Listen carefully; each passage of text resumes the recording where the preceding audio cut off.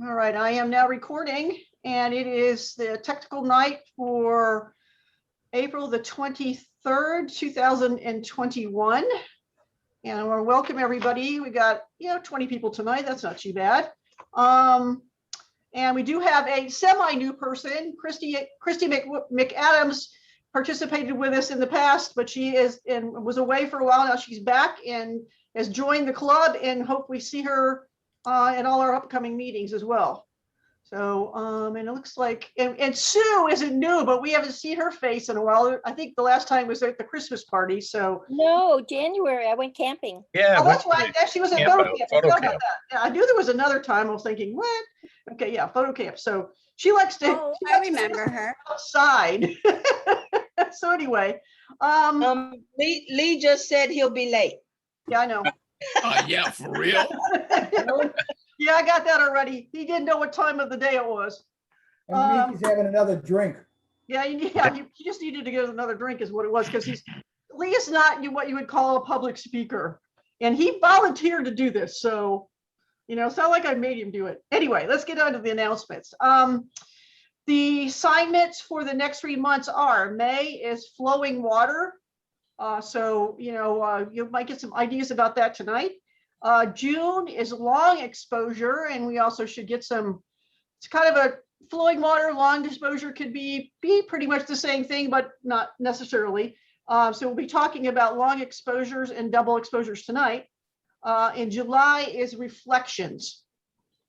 If you're interested in, what else is coming up, for future assignments, take a look at the website, and let me share the screen here. I'm going to go ahead and share my screen.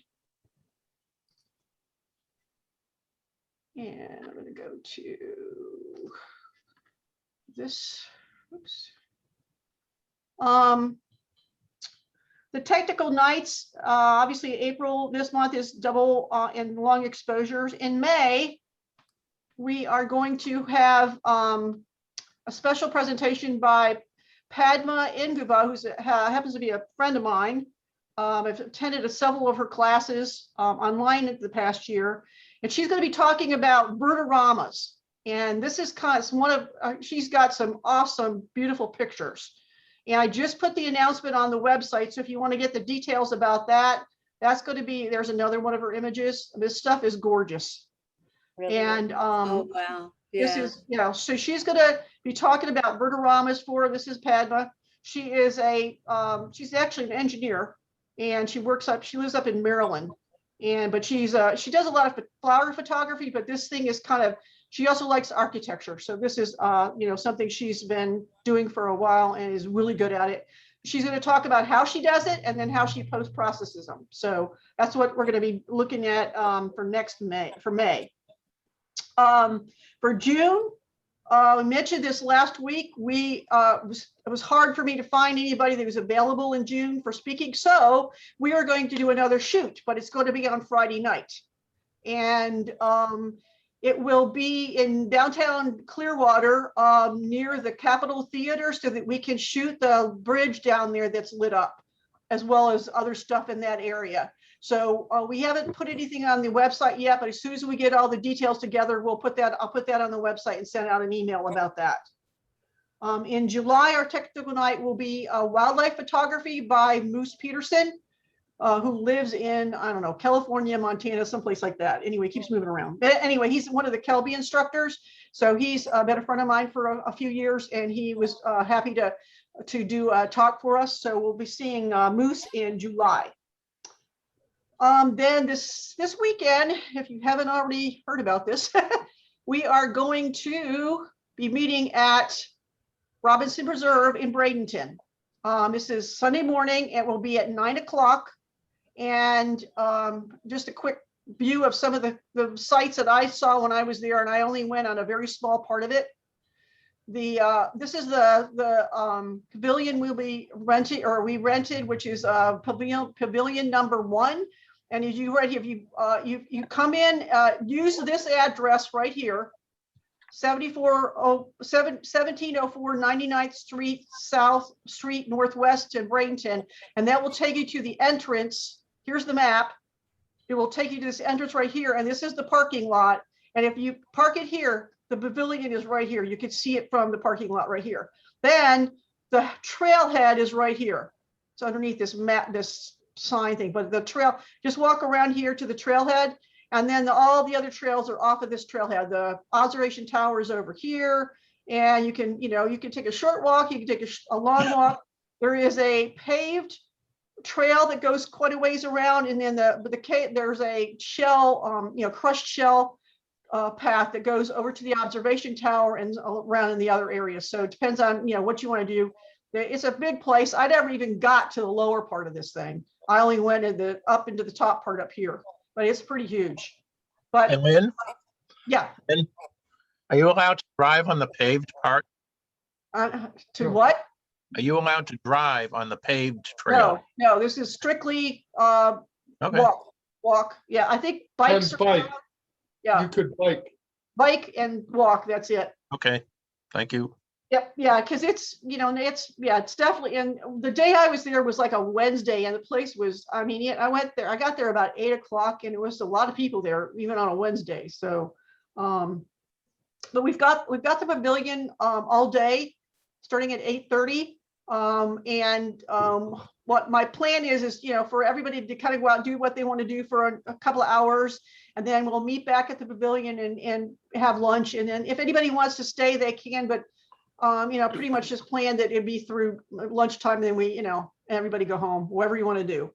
The weather is kind of iffy, but I'll be down there regardless. It's Florida. It rains. It stops. Then you go out and shoot some more. So. But having the pavilion makes it nice because we can get inside and enjoy it's screened in, so there's no bugs, and so it'll be nice. Anyway, what else? Do we have any questions or comments from anybody? Is there electricity in the pavilion? I don't know. That I'm not sure of. It kind of looks like right there might be one, but I'm not sure. So I wouldn't count on it. So, bring something for lunch that's, you bring a cooler or something with it, bring your lunch. We're not doing the potluck. This is everybody bring their own stuff. So I didn't want to get too complicated. Keep it simple. Because it's keep it- more about shooting than it is about eating, which is unusual for us. So anyway, does anybody have any questions or comments? Anything about any of the other parts of this that we were talking about? Didn't All you, right. last week you said something about using bug spray and all that? Yeah, be sure to bring bug spray and sun screen, and bring something to drink and that you can carry with you when you're out walking around, because it gets pretty hot out there. Shell is easy to walk on, but it's really bright, and maybe your sunglasses too, or your hat.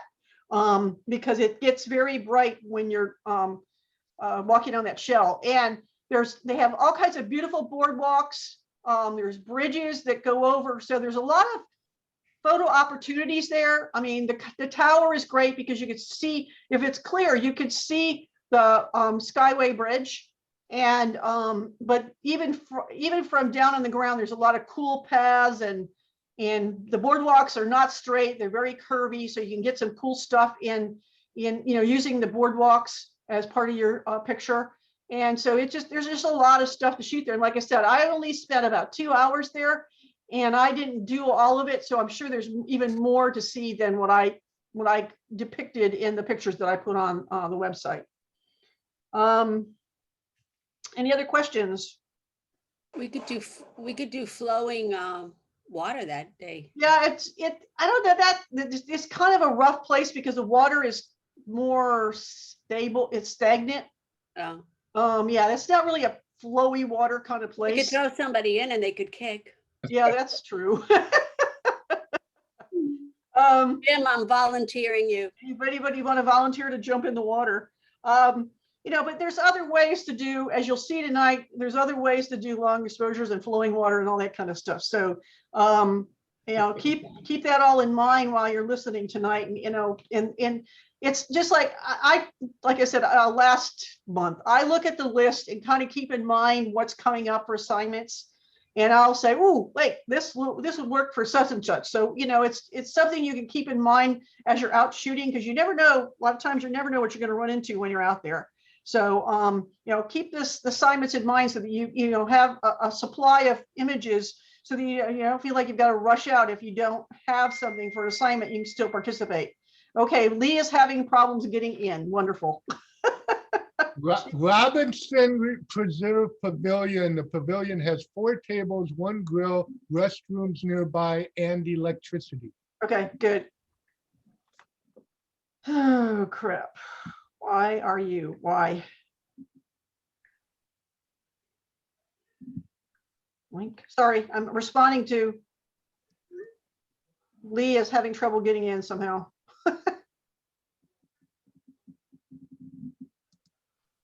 He's in a hotel, I guess, and they don't have great internet. Any other comments and anything from any of the other officers? Jack, Lewin, anybody? Victoria, Doris, anybody? Any questions? Any comments? Just glad I'm here tonight. Yeah. And so are we. We're glad Yeah. you're here. too. Did you notice that Sue is here? I'm glad you made it, Sue. I am too. I see Vic at work, so I see her more than anyone. All right, still waiting for Lee, see what's going on with Lee here. Give me a minute here. Robert, you don't have any announcements? You lost No. Robert. Robert's not here. Talk to the chair. Oh, He's resting up for my Resting session up. tomorrow with him. yeah. Robert, he probably went to the restroom. That's what he always does before he speaks. Since I'm gone to the dog track. Oh, Lee's having a Wi-Fi issue. Wonderful. Sorry, I had to run to the bathroom. That's what I figured. Yeah, Lee is having a problem with his Wi-Fi in Houston. So we may have to do this on our own, the two of us. Oh, okay, all right. Which is too bad because he had some good stuff he wanted to share. Oh man, I was so hoping to depend on him. Girl, I'm gonna tell him, keep trying. Yes. Because Lee is the one who does the in-camera multiple exposures. Yep. Yeah, I got on standby. Jim, do you have that thing out I mentioned? Yeah, I'm moving it. I'll bring it up in a moment here. Okay. All right. Robert, who are the 5 women behind you? I take every opportunity to photograph people whenever they're around. And these are people that came from Spain, and Kim was mentoring them. So when they came in, they came to the school, Kim said, hey, my husband needs to photograph you guys and we need to do it now. Nice. And it's because they don't know, they thought it was part of their training. Oh my gosh. So, Wow, it has so many possibilities. yeah, so she brought them over, and I set up a backdrop and had them do all sorts of things. And then at the end, I had them all get together and do a group shot. Oh. So, and then they left, and then after they left, they realized that was not part of what they were supposed to do. But hopefully you gave them a copy of the shot so they would have it. Oh yeah, they loved it. Everything went wonderfully well. This was done a few years ago. No. What were they studying, Robert? Language? No, they were studying how Americans teach children. I see. Oh, Oh God, really? Yeah, and so corporate prep That's a over there, scary thought. they do a lot of training about mindfulness and that sort of thing with children. So they were coming over here to study that, and eventually Kim went back over there to study their Their kids. Oh, cool. Yeah. My kids attended there when they were youngsters. Yeah. Mhm. Good school. Yeah, it's a good school. Hey, Jack, how is your nurse? She is home, has recovered sufficiently, thank God, and scared the living daylights out of us all, including herself, when they asked her if she had a will and if she wanted to be resuscitated and all that sort of stuff. What Scared her. happened? Who is this? My nurse, who had been with me for over Oh my 25 years, Nancy, she ran my office. She was my boss away from the house. And she made a miraculous recovery, and she was able to leave this last week on Friday. She went home Friday night. She's still very, very, very weak. It's amazing what that COVID did to her. She lost 17 pounds. She can't walk very far. She can't do a whole lot, Wow. but she's breathing on her own and she's able to eat and everything. So after a period of recovery, I'm sure she'll be back to normal again. I'm hoping, you know, Yeah. but she's still recovering, but she's doing well. Thank you for asking about her. Is anybody else hear an echo or is it me? I'm sorry, Diane. Does There anybody is else an hear an echo echo? behind Jack. What? Jack is Jack, do echoing. you have an echo? I have no echo. I hear no echo, but I'll turn off, see if it goes. No, it went away anyway. It was only there when you were speaking, so it was. Yeah. Huh.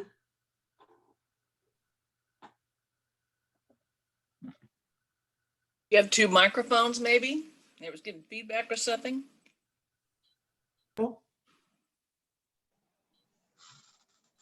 Okay, he's trying again. Hold on a second.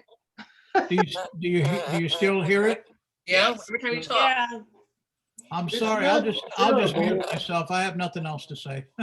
I'll It's mute not mine. I think it might terrible, be and my it's better machine. than not hearing you talk, but Tell me if it goes, the echo goes away when I It's mute. not you, Sue. It's not you. Oh, it's not? Okay. No. no, it's just when Jack speaks.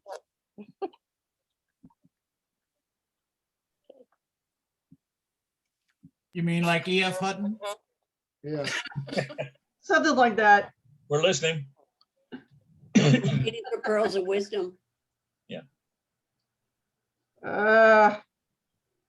Shoot. Okay. Anyway, I don't know where we're gonna start. Hold on a second. I'm still trying to get Lee on here. He's asked me for the link. Can he not go with his mobile thing? Like instead of going through like do a phone thing? He's Yeah, trying everything. He's done everything because he's usually joins us via his car. So, but he's in a hotel. So let me, Actually, the echoes all the time.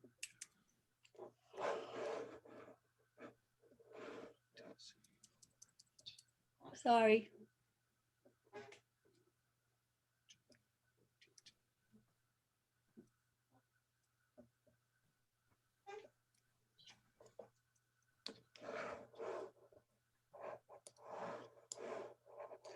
all right, I've sent it to him.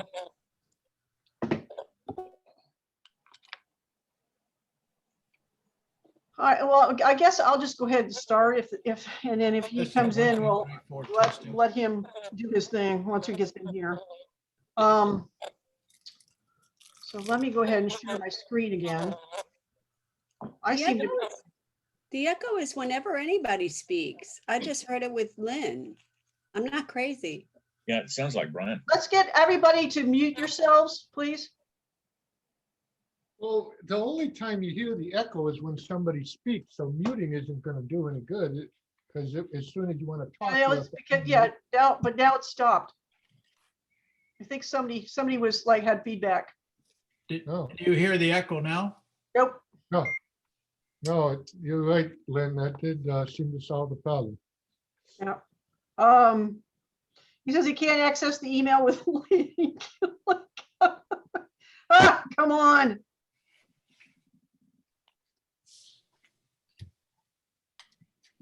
Let's send a link here. Guys, give me a minute. Sorry. I'm gonna try this. I'm gonna try to,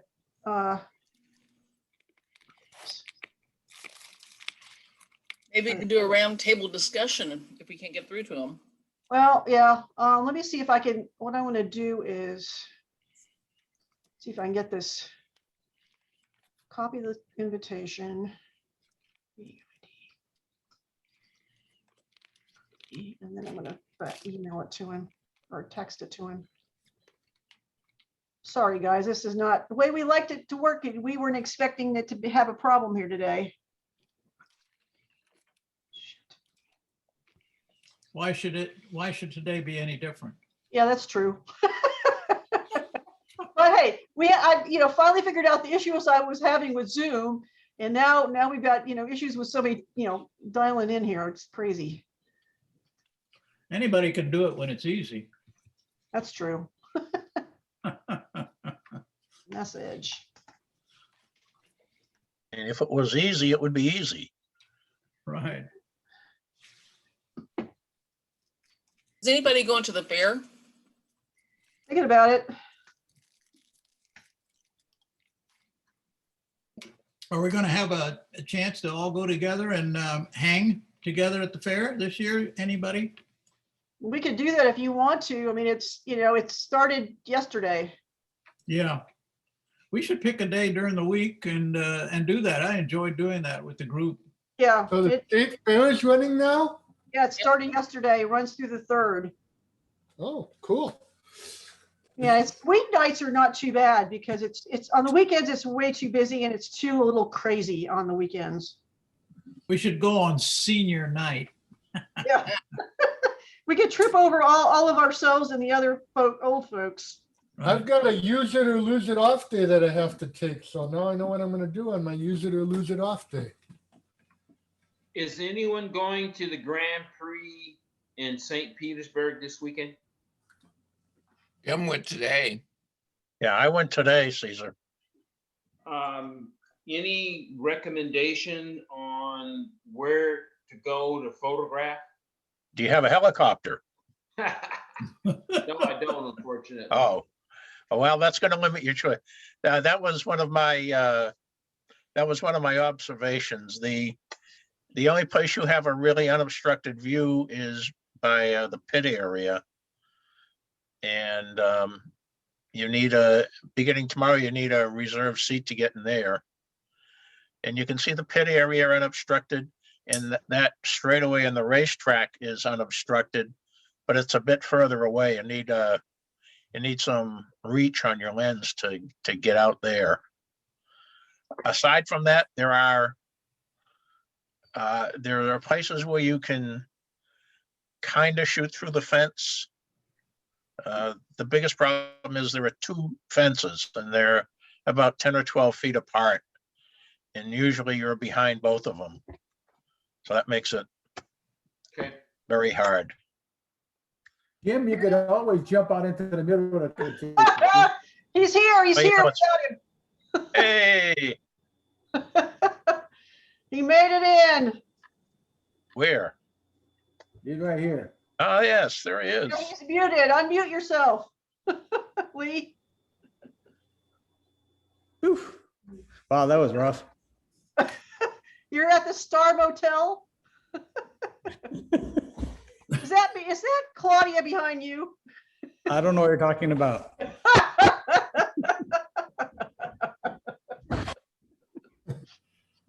Crazy woman. Okay. Yeah, it is Claudia. That's our lady from I Minnesota. know her. Texas. I found this guy on the street corner. Well, Lee, we're actually waiting for you because you're the one who's going to. Do you want to start it? Or you want me to start it? You can Robert? start it. Huh? Why don't you guys start talking about how it all works in camera? Well, you're the one that's going to show us how to do that. I have some examples to show. Hi, Robert. Does it? Hi, who's that? Claudia. Wait a minute, I can't see you. Oh, let me bring you forward. Right. Oh, there you are. Okay, hi. All right. Yeah, if you guys can start just talking about how the whole process works, and I have some examples to share. Okay, how do you do it? How do you do it in camera? I mean, because you have a Fuji Okay. and I don't. So there's just a setting on my camera with the Fuji, and it allows you to take, the Fuji only allows you to take 2 photos. And you take the first photo, and if you accept the first photo, for a double exposure, it will make a opaque, transparent photo on your screen, and you can come in and take a second photo and line it up however you want and compose the scene and take the second shot, and it will stack the 2 photos together. Some So of the you have other a way of- cameras will actually do more than 2, like my Nikon will do 9. So. But if you're So gonna do I double want to know exposure. why do I want to do this? I don't understand why I would do this. Well, we have some examples I'm going to show you here in a few minutes. Okie dokie. And, So and you you'll wanna- see, you'll be able to see how some of this kind of comes together and how you can be really creative with it. Yeah, so this is all about being creative and doing something out of the ordinary that you wouldn't do on, in a normal, sometimes it gets boring doing the stuff that's in focus and, perfect. It's more, we've been having more fun with ICM, which we, learned about from Eileen in February, and doing double exposures and multiple exposures in the last 3 or 4 months. And we've been having a blast doing that stuff. So why don't you go ahead and share your stuff, Lee? Okay, I don't You know how to share share screen my on your screen Zoom. down the bottom. Yep. Okay. And then you have to tell it to share it. You have to tell it. Okay. Click I'm on just the going to screen. minimize this so I can open up Lightroom. So hang on.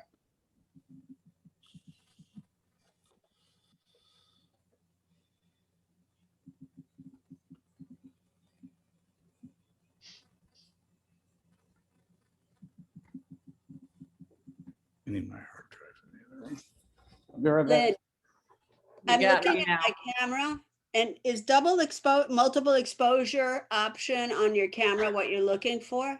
Yes. Yeah. Okay, So, and usually in the menu somewhere, not every camera has this capability. There are a few that don't. Most, as the newer cameras, most of them do now have it because people do this a lot. And like I said, some of them, like the Fuji, only have 2 exposures.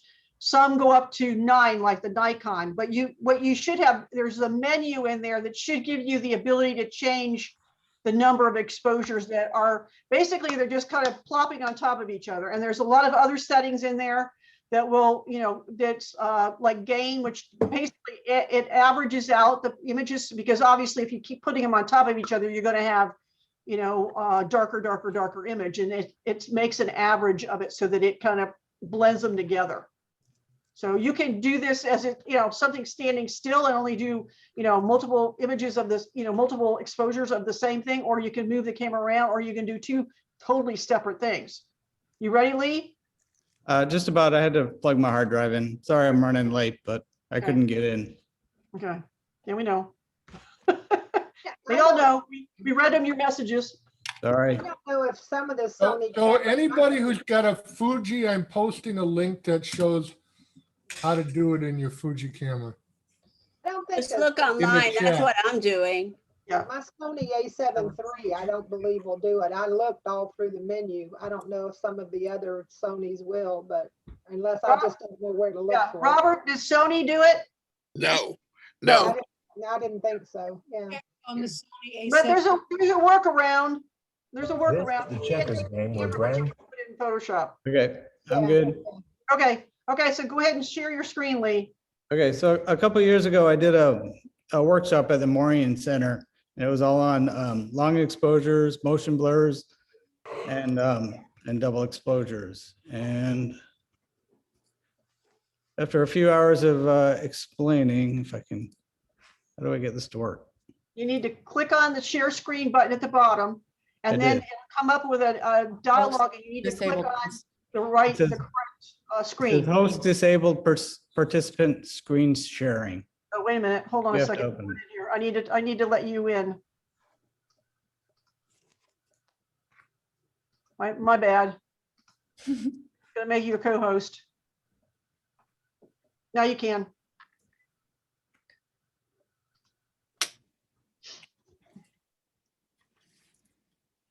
Okay, so I did this workshop at the Moraine, and after they spent some time explaining how all this works, they set us loose inside the Moraine Center.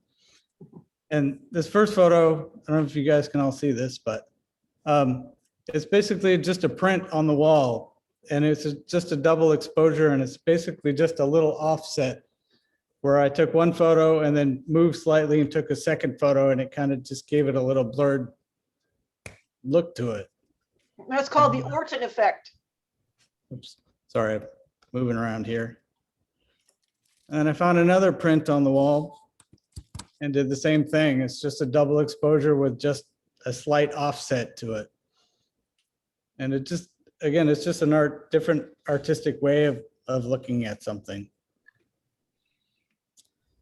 From there, I grabbed this little thing of tulips, found a cool backdrop, and started doing offsets with these tulips just to see what would happen. And so I played with that for a little bit. I found this little piece of this light coming in through a window on a floor, and I stuck this thing on the floor and tried to see if I get some backlight on it, and did a little offset. And I just started playing, see what I could come up with.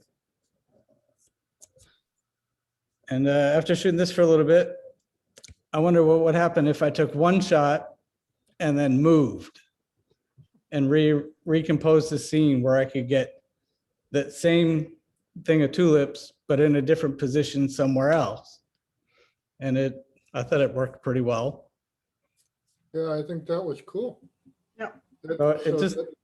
That's not two blocks with tulips. That's the same one. It's right? the same block with tulips, but two shots and all done in camera with double exposure. So it made me realize how much you could really be creative with this. The next day they took us over to Sunken Gardens, and I started messing around with, well, if I could move and take two shots of the same thing and come up with something different. Well, what if I combine doing a long exposure and a double exposure? Wow. And so Oh, that's cool. it kind of gave some really cool effects, and I took it into Lightroom and started messing around with sliders, colors, clarities, texture. And it's really cool what you can get out of this. So with your camera, you can look at you see the first picture, you can see it, so you can frame it, the second You one. can frame it. It just shows up as a transparent overlay on your screen. At least it does on the Fuji. I don't know what the Nikons or the other cameras do. It does But that you on the Nikons as well, yes. Yeah, okay. So you can see the first photo, and then you can align behind it Yeah. the second photo, and you can compose it however you want and place things wherever you want them to be. When you did that slow exposures, Lee, on 6, so you just had a slow shutter speed. Is that what you use? Like you would if you have slow down water? Yeah, it's just a slow shutter speed. So when you did the double exposure on this, did you move a little? And did you use slow shutter speed on both? Yes. Okay. So this is at one, I can't see it really well, but it says 1 second. F14, 1 second. 1 second. Mm-hmm. So I did 2 shots at 1 second. Wow, that's really cool. And it just combines it on your camera, and you can just really go into, sorry, all this stuff's getting in the way here. So when you go to open it in your camera, or when you go to download it, it's one photo. It's one photo when you download it, yeah. Got it. And you can just go into, what's that? I'm guessing it's a JPEG and not a RAW file. No, this is a RAW file. Even the double exposure is a RAW file? Wow. Yes. Okay. Yeah. In Nikon, it actually doesn't do that. On the Nikon, it's set, it keeps all your exposures and then gives you a JPEG of a combined exposure. So each camera is a little different. You have to look at your manual and see what your camera does for multiple exposures. And then work Manual. around that. Yeah. We don't have manuals. But the beauty of this is you can be as artistic as you want. I mean, you can crank up clarities, change colors, saturations. Really cool. You can crank down the clarity just to make it, give it even more of a blurred look. You can go into your color grading wheels.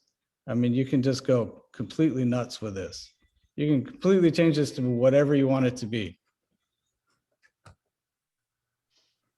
So part of the class, they talked about doing some of this actually in processing, even if you only took a single shot. So this is just a single shot. And this is the original. So if you take this into one of the NIC filters called analog, and I'll take you in there and I'll show you. Let's see.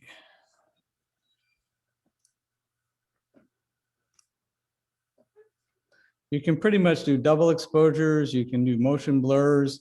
You can do a whole bunch of stuff with it, even if you only have one shot.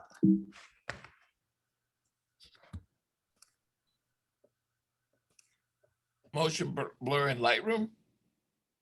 No, in NIC. Oh, Nick. Okay. Nick Analog Pro. Sorry, it doesn't like to go in the first time. That's because you got Zoom. Zoom running. Could it be because he's sharing the screen? It does it all the time. I don't know why, it just does. Oh. You keep hearing that bong. I Yeah. hate that noise. It doesn't working. Okay, so this is analog, and you have all these different filters you can apply to it. We see it, can't see it, Lee. All we can see is Lightroom. Oh, you can't see any of this? We No, can't see it. you have okay. You have a screen Oh. share that you're gonna have to. Oh, I have to change my screen sharing, don't I? Yeah. Okay, sorry. Hang on. Never done this before. Now you'll be a pro though. Yeah, I don't know about that. Oh, new share? Okay. Yep. Okay, can you see that? Oh, Yep. yeah. Yeah, now it's here. Okay. Okay, so if you go into, this is analog for Nick, and you go to this classic camera, and let's see, Double exposure. It's right there. you can do double exposure. What I did with that was this zoom and rotate. That's so cool. And you can just go in here and twist. It blurs. You can move this around. You can expand it. I've had this program for like 100 years and I've never opened it. Analog. So you can do a whole bunch of stuff even with just a single photo and be creative with it. There is a double exposure program in here. I've never really messed with it because I've just done it always in camera.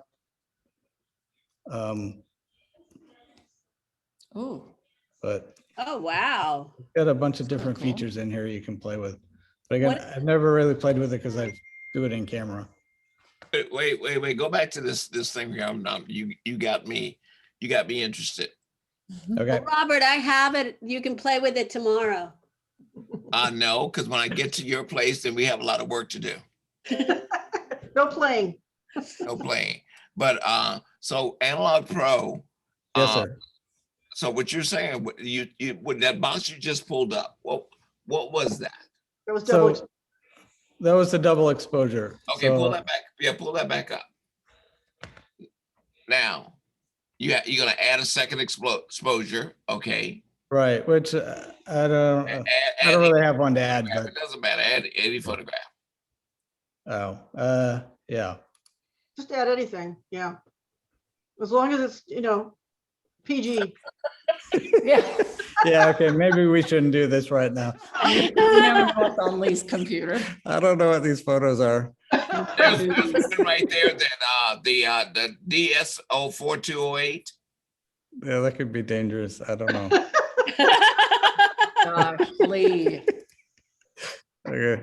Camera ones would be fine. Yeah, we know This those are should- fine. This should be safe. Okay, there you go. There's 2 photos. Whew, lucked out there. Okay, so this is just exposure balancing. I'm bringing one on top of the other and just changing the exposure and blending them together. Now, as far as this, the top one is on top and the back one is coming through. Can you switch the order? I know you don't know that just yet, but That's a really good question. it says vary down there. What does that mean? I really don't know. Is that okay? Let's bring Very in one. usually is like throwing the dice. It gives you whatever the heck you want. It gives you different possibilities. Okay. Oh, that gives you, okay, I understand. Yeah. All right, that's the second exposure.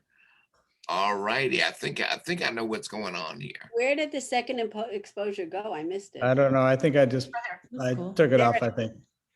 But you can turn it, you can twist it, make it bigger, make it smaller, move it. You know, I take pictures like that without any gimmicks. Well, see, I'm kidding. no, this is the beauty of this because you can submit your photos for competition and Robert won't ding you for blurry photos. That's right. I love it. Yeah, this is great. This is artistic and creative. But the thing about it, I just wonder right here on this particular one, if I could put one or the other on top. That's the thing. I think you have to, whatever one you're doing first has to be the one on top. Okay, okay. That becomes your base. That becomes your base, and then the other one is your secondary photo underneath. Okay, gotcha. Hey, I Lee, do show us lens distortion. Lens Up distortion. at second from the top. Oh, okay. Pincushion. Those are all the things that we try to avoid having. It's, chromatic shift and all that, chromatic aberration. It's adding all the stuff we take off. Yeah, but Yeah. now we get extra points for it. Right. You can, if you want to put something into a really soft background, Yeah. you can do it right in here. Yeah, add bokeh. You can add your own bokeh. Oh, wow, that's really cool. You can do motion blurs. Oh, yeah. I mean, there's a whole bunch of stuff you can do in here. Nice. Light leaks, you can add light coming in from one part of the scene. You can change them. This is why it's called analog, guys. This is what the kind of stuff you got from old cameras. Yeah, you can put dirt and scratches on it. And we want to do that because. And Robert still won't beat you up over it. No, I won't. No, you can't, because this is my creative side. This is what you call Right. alter reality. Alter And reality. alter reality, and it gives you a lot of leeway. That's why it's creativeness. You bring up a very good point there, Lynn, about creativity. And I'm not taking away from what Lee is doing, but I do want to point out is that we sometimes can get in camera clubs can get so locked into trying to make things perfect that we forget why we got into photography in the first place. Right. And that's to express ourselves. And I think that this double exposure that I've been seeing from Lee is very expressive. I've told him this several times. And what it does, it's just like when you are doing a job and you do it day in and day out, it becomes mundane and it becomes predictable. But when you take a vacation and you go somewhere, you tend to see things differently. You see it with a fresh eye. And doing this double exposure ICMs and overlays, they give you a moment to refresh and refine your eye. Right. So that's that. I sound a little preachy, but that's I love doing this kind of stuff. I'm going to remind you about that the next time you ding me. I now in a competition now. Hold on. Let's bring something forth. In the competition, especially in the what it assigned, in the assigned is very specific. And so the assigned is saying that we are looking for your creative eye of finding the subject, finding the place, and finding the exposure, finding the light. That's what the assigned is. But you have your general categories, and your general categories allow for the creativity. That's what it's there for. Oh, you can still use the creativity and the assignment too, if it makes sense for the assignment. Yes, it has to make sense to the assignment. So, But for general, you can, these are fair game. yeah. Yeah, that's really awesome. Yeah. All right, let's go back to your Lightroom and see the rest of your pictures, Lee. Okay, so I'll just cancel out of this. And now I have to reshare. Yep. Okay, And tell it you want the Lightroom screen. yeah, okay. Okay. Okay, so that's that. So I spent some more time around sunken gardens, and this is just a long exposure. I find somewhere around 1/5 of a second works really good.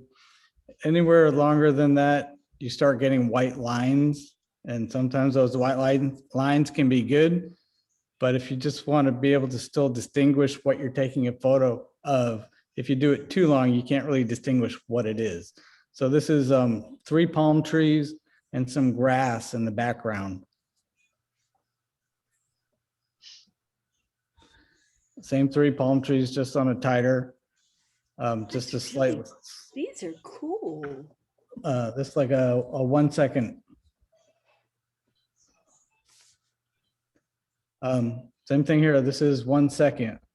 And I just started messing around with colors in Lightroom and hue and saturation and vibrance, just to bring out other colors to make it just pop. There's endless what you can do with this stuff. This was a flower. It's a 1 second exposure and a double exposure. And I managed to black out the background. Lee, is this just handheld? These are all handheld, all of them. Yeah, if you're doing slow, it doesn't matter because you Yeah. want that. Yeah, you want the slow shutter speed, the long exposure, and when you stack it with double, you can just kind of arrange it however you want on screen on your camera. That's a good question though, because normally when I shoot a long exposure, not that I'm an expert, but I always put it on a tripod because I'm shooting water when I want it to, have its own feel to it. So I found these murals in St. Pete. There's lots of them, but there was one in particular. It's an Alice in Wonderland scene, and the photos I'm about to show you, they're all double exposures where I just took a small portion of that scene and then did a double exposure on top of another scene on the same mural. They're so clever. Yeah, you can just walk around downtown St. Pete and get these. We've done that a couple of times. It's down behind the Moraine Center, right along the walls there and the alleys. There's some there, but they're all along Central and First North, First South. There's hundreds of them, literally. This one, it was the clock, and then I found that woman with the teapot, and I put her on top of it, just on a double exposure, just to see how it would work. Lee, can I ask you a question? Yep. Now, did you have all of these murals available at one place so that you could shoot one and then move to the other one? Oh yeah, this is just one big mural. This is one mural. And you just took different segments of that mural? Yeah, and then laid them on top of each other on a double exposure. Thank you, that clarifies it. In some of the cameras, you can actually pull in another picture off your card. I know the Nikon will let you do that. I'm not sure about the other brands, but you can actually, in the Nikon, you can bring in a picture as long as it's on your card or one of your cards, because some of the cameras have 2 cards. You can actually pull in a picture and then put another one on top of it. So that's what I was wondering if he had done, or if he had them all there available. No, basically on the Fuji, Jack, it's once you put it on double exposure, you take a shot and it's either it asks you if you want to reject it or accept it. And if you hit OK to accept it, it takes you where you can take a second shot. And then you take your second shot and it blends them together. You can't pull that shot, your first shot, from somewhere else. It's just what you just shot. I understand. Thank you. But Lynn's is different with the Nikon. Well, la-di-da.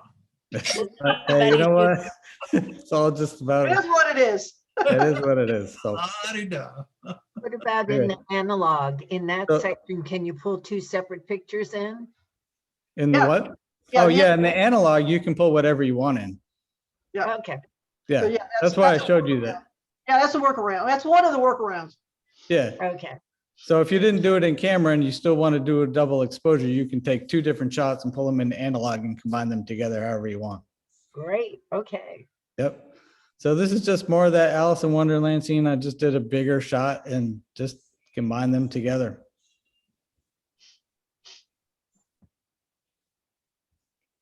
It's just more of the same.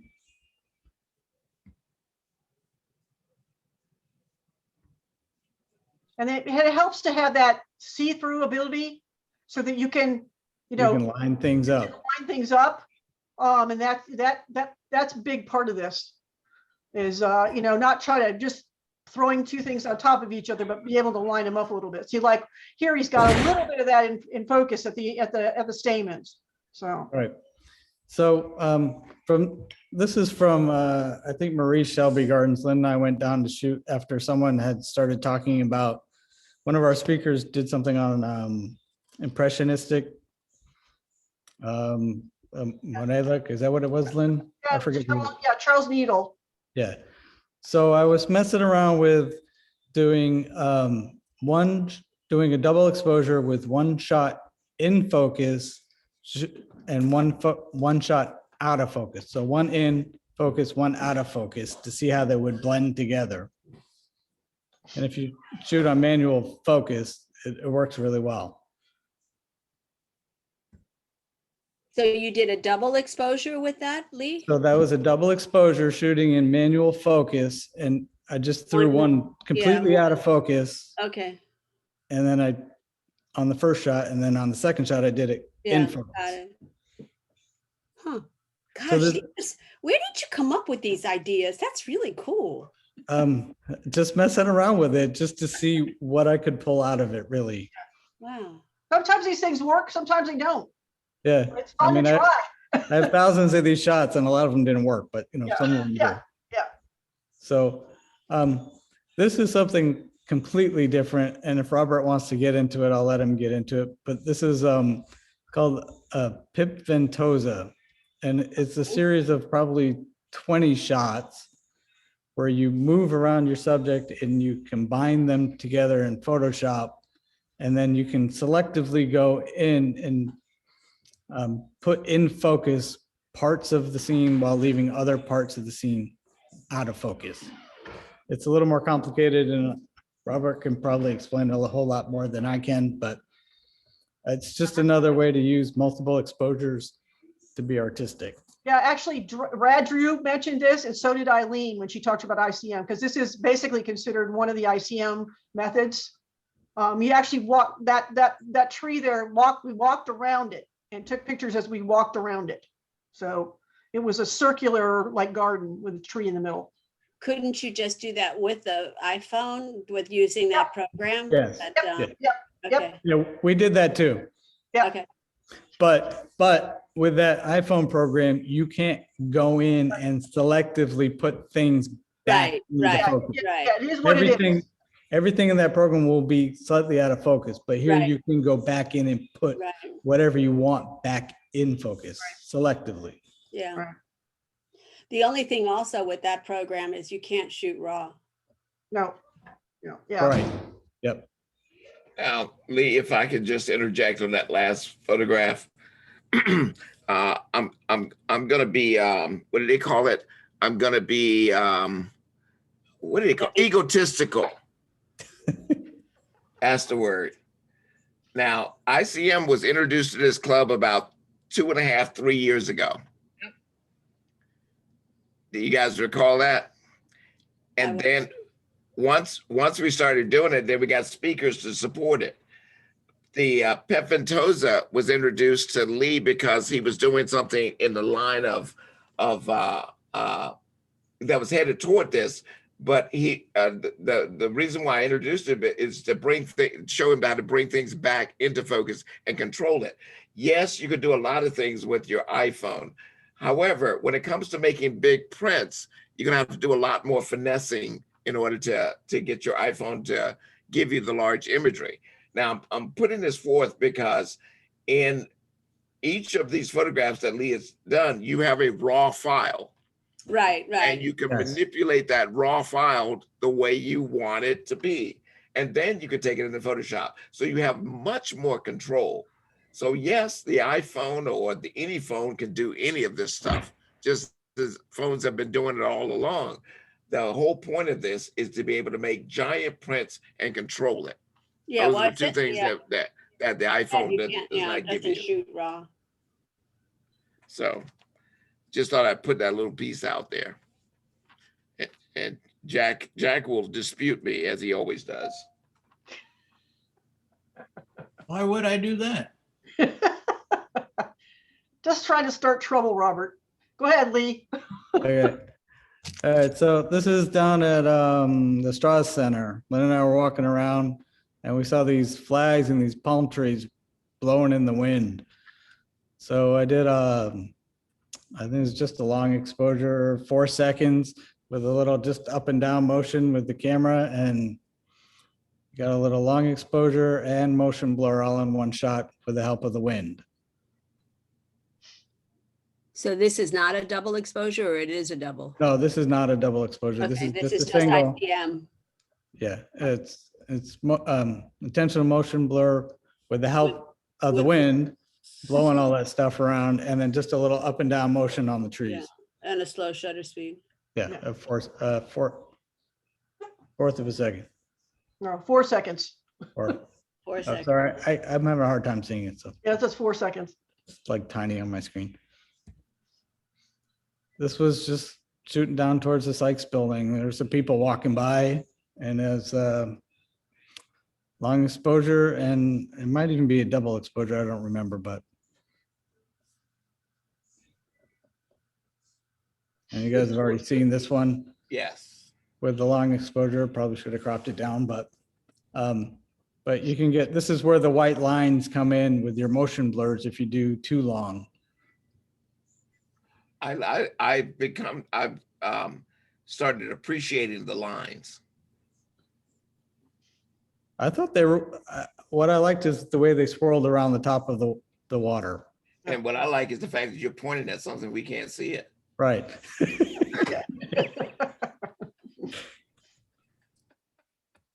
This was the shot you all cropped at, like right above the trees, correct? Yeah, last week. Yeah. Yeah. I liked it with the lights and the building still on it. Red. I love the red.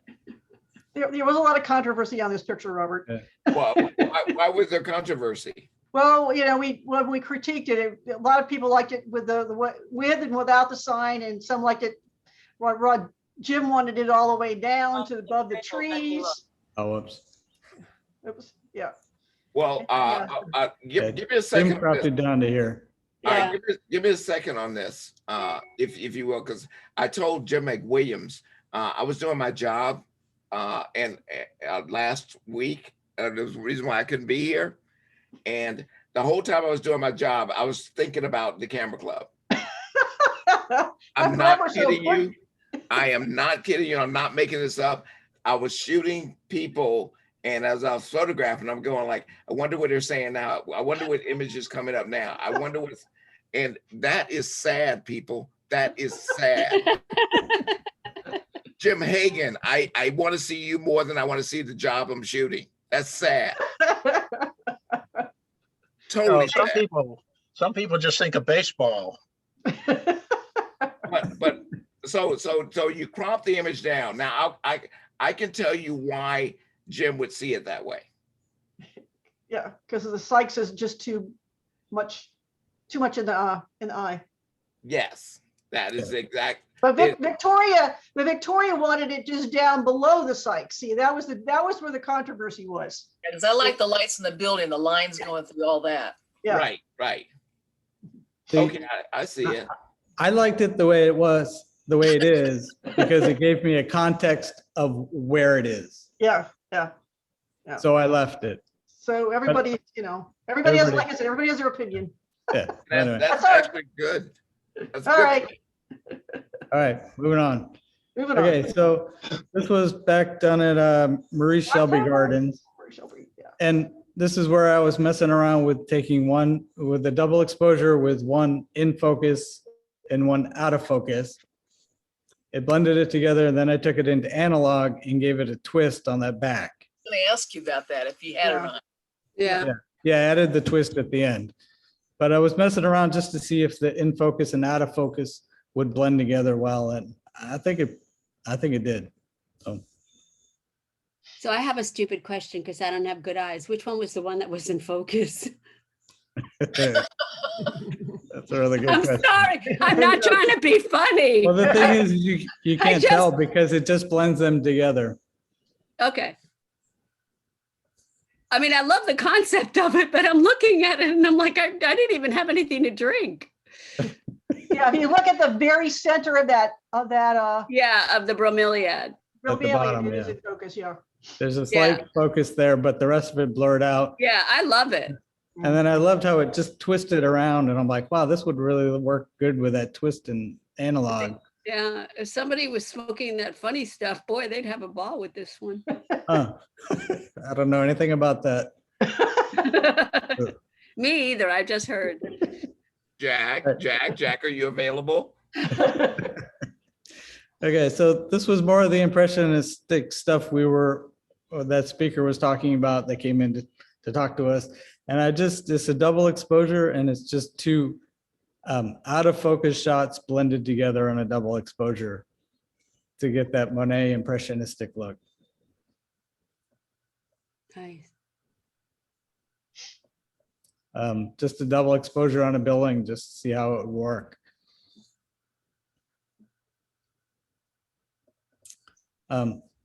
These are two in focus at 120th of a second. So they're two in focus, multiple exposure shots blended together. Just to see how that would work. So you can do out of focus, both out of focus, one out of focus, one in focus, two in focus. What's creating the texture in the back, Lee? Are you putting a texture in it? It's at a F4. Oh, okay. So no, got I it. didn't put any texture in. Okay. It was separated from the background, so it Okay, helped gave it a bokeh in the background. okay. So this is something completely different I was trying at the beach. Lynn and I were walking around, and I just wanted to try some double exposures down there. And I was amazed at how you could just really arrange your scene with two exposures. And there's three people in there doing two completely different things. So I thought it just blended together well. It's really cool stuff. Who says men aren't creative? This is double exposure. I heard that. I just knelt down, took two shots, and I waited for them to walk to me. So one's in the background and one's in the foreground. Say that again. I'm sorry. I don't understand So that. this is a double exposure, and I Right. just knelt down on the beach and waited for these people to walk towards me. And since on the Fuji, there's a lag because you have to accept the first photo before you can take the second photo. Right. There's a lag before you can take the two photos. So if your subject moves, Right. it changes where they are in the scene. Oh, right. But So how since are the they- buildings? Are the buildings low also? I guess that's what I'm looking at. Yeah, Were you the buildings sitting are on the low. sand when you shot the buildings? What's that? Were you sitting on the sand when you shot the buildings? Well, I was just kneeling down, but Okay. I Oh, well, took one shot, accepted it, and then they kept moving forward towards me. So my second shot puts them more in the foreground on the second What shot. I don't understand about this one is why don't we have two sets of buildings? They're there, you just can't see them. Yeah, Buildings have. Yeah, it just blended together well. yeah, I didn't really move. They moved. yeah. Okay. Yeah. So I stood pretty still and just accepted the photo and then took the second one. So the buildings are pretty much on top of each other, sort of. Yeah. They might be a little off, but Yeah. they were pretty much on top of each other. And did they, I'm sorry, Lee, It's okay. I'm obsessing here. But did they switch positions or how did the position? Yeah, actually, they They did. They did. Okay. You didn't do this in camera. Yeah. I'm thinking, go, Yeah, holy man. they were walking towards me, Okay. and They obviously obviously- they let go of hands and Yeah. switched positions. apart. Yeah. It just Okay. worked out great. Yeah. A serendipitous combination. Right. I mean, yeah, because that adds to the photo. Yeah. So same thing. We're just geez. trying to align the sun in between the two tents, and then I just did a double exposure, moved a little bit. I actually had a picture like this, but I had a kid standing right at that beam with his arms up like this. It worked out great. So I'm gonna just show you something that worked really well, and Robert showed this to me. But when you're shooting with it, everything backlit, they come out very transparent and very blah. So if you just dehaze it, Yep. it brings colors out and it gives a little more Contrast. dark These are contrast. really cool. Contrast. Yep. Yeah. DeHaze is your friend in most It cases. worked really well. I didn't know about it, but yeah, Yep. it worked really well. I'm just curiously, what would it have looked like in the other one? The one with the couple? Yeah. What would that Go look back to go back to the previous picture and try it with them, just out of curiosity. Oh, curious? Dehaze that one. That gives it almost gives it, but you see it. It gives it a blue tinge, doesn't it? Yeah, go the other way. Go to the other, go add it. Yeah, it makes it too real. yeah. So it's still transparent, but the dehaze makes it a little less transparent and pops out some colors. Sorry, there's some people walking in here. You're sharing a hotel room with other people? Go to the lobby. So there's Bye, you guys look lovely. Have fun. there's two couples. There's a couple on the left, and it was a double exposure. They moved slightly, and on my second shot, the guy on the right popped in and threw his hand up in the air. He's So tell- I'm like, he's telling the smaller got a smell under his arms. right. So anyway, just kind of worked out. This was Wow. what is it, 1/5 of a second or 0.5 of a second? I can't see it, but 0.5, half second. half second. And so this is a long exposure and a double exposure combined. And they were just walking towards me, which is why they look offset.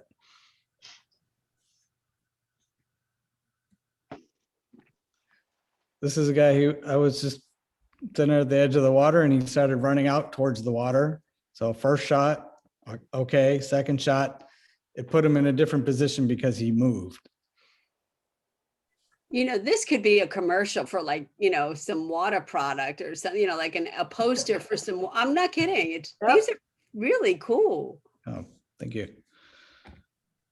So this was a mom and her kid. They were standing there talking and he walked away and I got two shots, and just because you can align the two shots, you can make it look however you want. So it's all about composing it, leaving the separation. And again, the dehaze just really makes it pop. And you could go crazy picking up the colors on the water. Oh, yeah. So this was a couple that was throwing a football back and forth.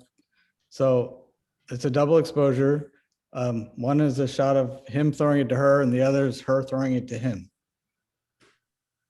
And because you can align it, you're able to separate the two photos and the individuals within the photo.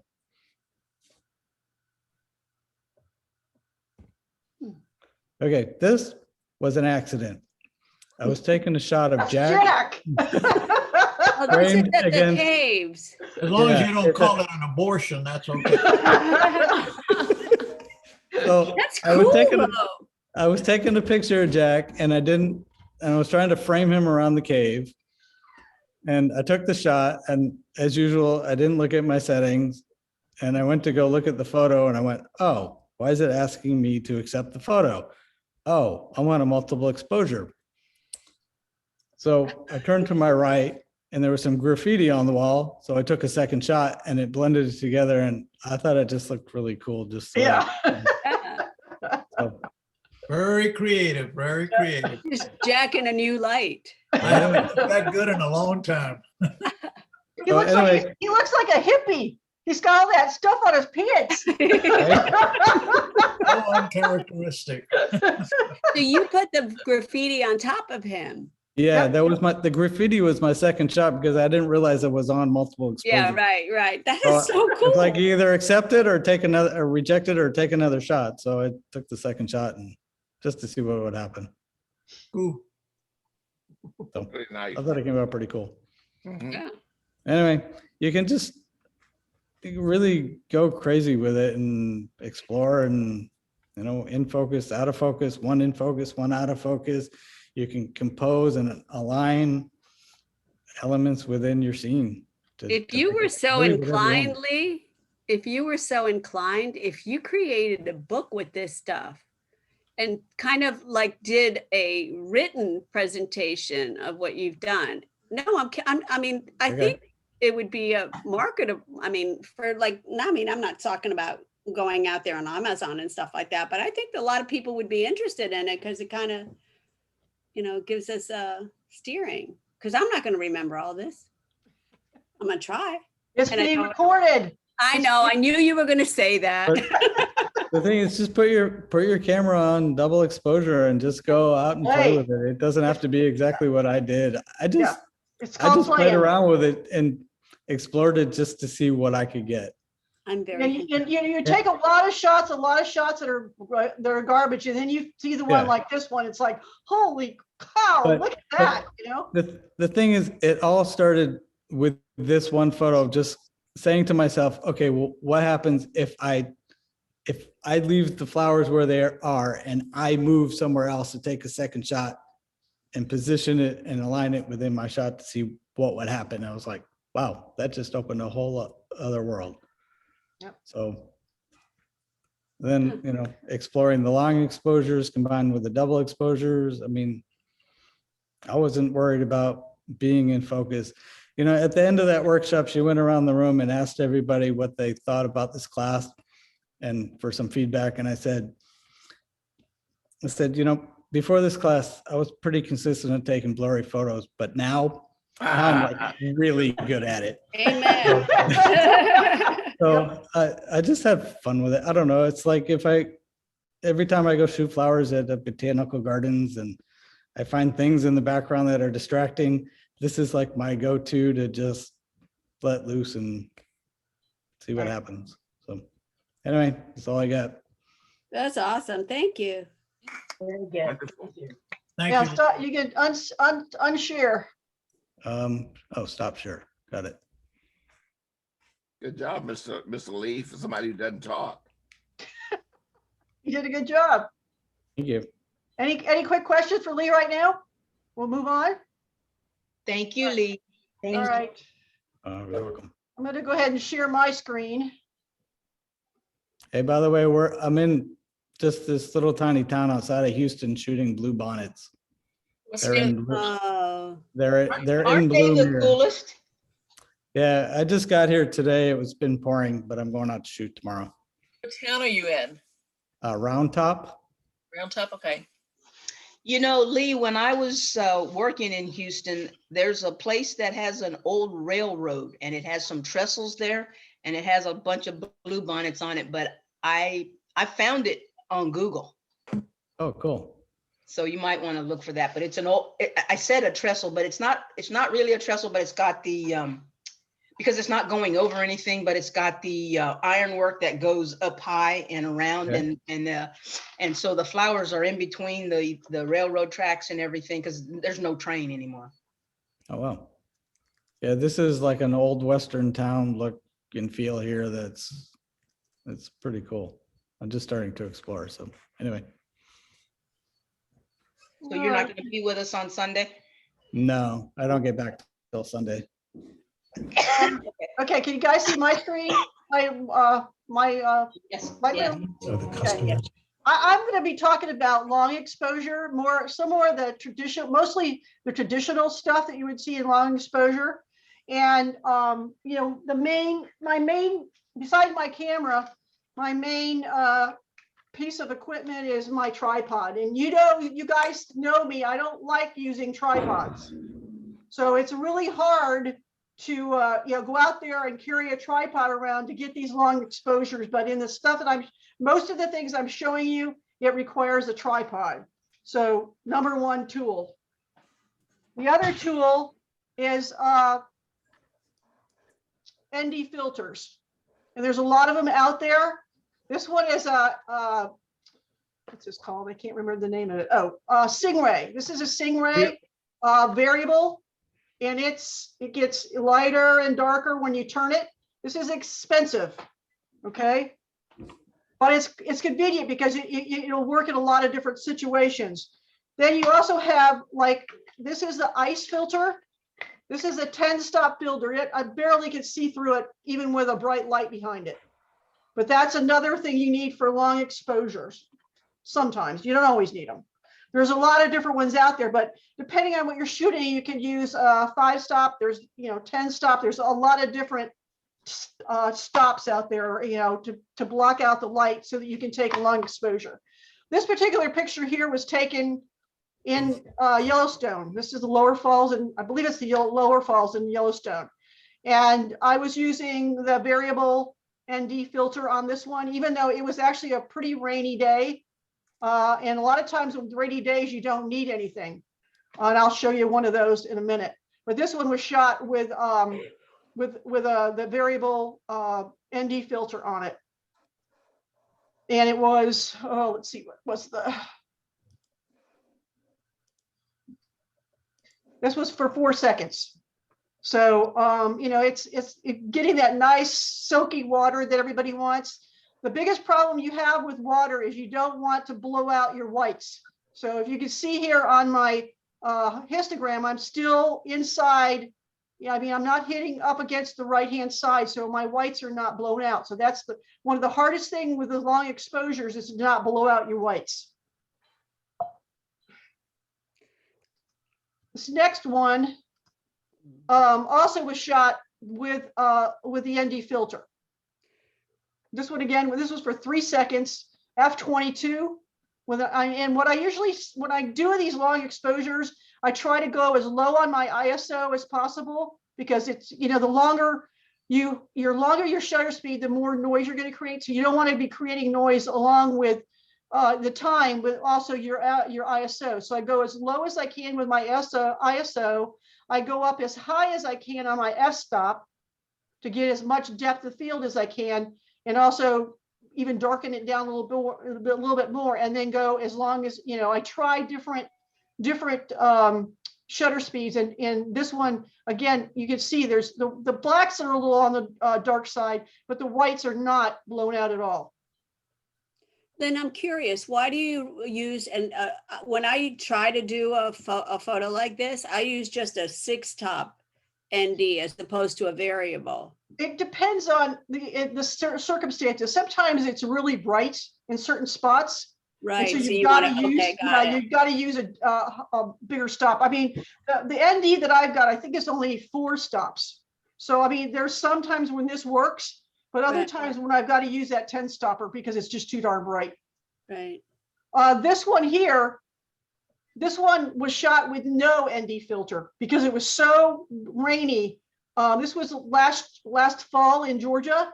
And when we were up there, Hurricane Zeta came through and the water was unbelievable. Lee was at this place 2 days before, and there was half as much water, if less. And so, and it was raining and nasty the whole day. And so I was able to shoot this without an ND filter. A lot of places where, you know, if it's really overcast, you know, people like, why would you want to go shooting when it's raining? The best time to shoot waterfalls is when it's raining, or when it's so overcast that there is no spots of light that you have to deal with. And again, you'll see my histogram, no white, it's blown out, even though it looks a little bit blown, here, that's actually not blown out. So, long exposures, this one was for 1.3 seconds. It was a little bright out, so I didn't want to overdo it. If I'd gone for 3 seconds, it obviously would have been too much. But I still got the water was flowing so fast that I was able to get, this cool shape here and here. So, you with long exposures, it really depends on the circumstances and the situation. Do you ever bracket these, Lynn? Not really. Not under a rainy sky, but no. No. Here's another one that was shot with the ND filter. The reason I used the ND filter was I was in a dark spot, but I was shooting into a lighter spot. So I wanted to get that gold color.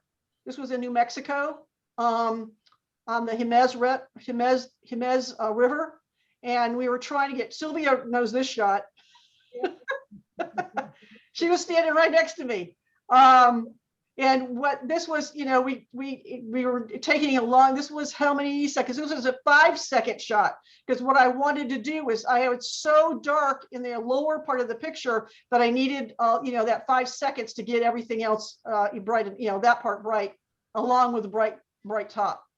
There's probably quite a bit of post-processing on this one as well because of the difference in the lower part and the upper part. And again, this was shot at an ISO of 64. So I'm always going as low on the ISO as I can to avoid any extra noise because of the long shutter speed.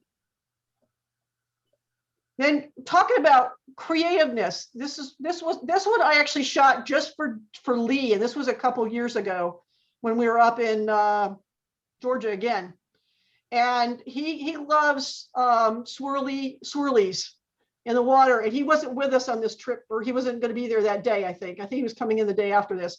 And I saw this normally you want to get leaves twirling around, but all I could find was the foam twirling around. So I sat there with my tripod for 2.5 seconds and got this picture. And when I saw it, I was actually I have a mouse pad made out of this picture because I like looking at it. But again, this one was shot, I believe this one was shot without the ND filter because it was another rainy day. Like I said, depending on the circumstances, what I do is I try without the ND filter because the ND filter is a pain in the neck because it's hard to see through them. It's hard to focus through them.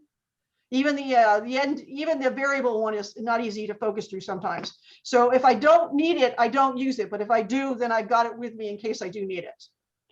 So, trying to be, time exposures, you get that silky water, but look for the swirlies and things like that as well. Before you go forward, Lynn, Sure. may I ask you a question? Sure. Because Catherine and I, we were both wondering. Catherine DeYoung was sitting there and she was looking and we were wondering, can you go back one? Sure. You made a statement that said, I shot into the light. Yep. Can you explain that, what you meant by that? Well, there was this bright spot right up here. Yes. The top of the image, and there was nothing I could do to get rid of it because I'm standing on a very slippery rock. Okay. Gotcha. In the middle of the stream. And so I couldn't really move anywhere else. And so I was dealing with bright spots and dark spots. I mean, the original on this one, this whole area here was pretty dark. Okay. So I just don't, forgive me. I'm truly trying to understand your language. You said, I shot into the light. What does that mean? I meant, I mean, maybe I'm missaying thinking, but I'm shooting towards the light, where the light is here. Because I was looking, the main part of this picture for me was this gold color. Okay. The reflection of the tree or the, surrounding vegetation on the water. So to me, that was the most important part. But at the same time, I wanted the long exposure to get the water smooth because it's obviously moving.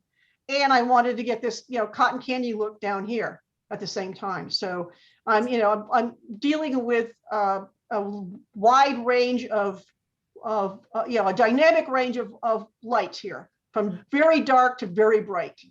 Is what I'm So trying to say. what I'm understanding that now, I think I know what I'm Yeah. I'm missing. You're saying you exposed for the light. Right, exactly. Right, okay, that's what you're Yeah. saying. All right, I Yeah. understand now. Exposed for the light, and then had to deal with the darker parts later on. But fortunately, because I had a nice long exposure, I was able to do that. I And he had a understand nice now. steady exposure too. So there wasn't a lot of there wasn't any movement. I actually had the tripod sitting in the water, which could be a problem because a lot of times when the water's moving, it will move the tripod. But in this case, it did it. So I understand now. okay. All right, let's go to this one. Now we're going to move on to something different. This is a long exposure. This is an infrared.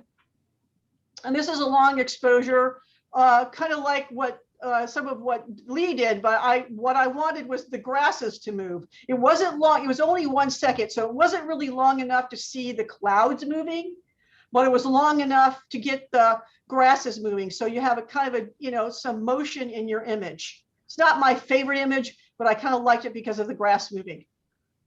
This was at the park when we had a shoot. We got together. John Chestnut.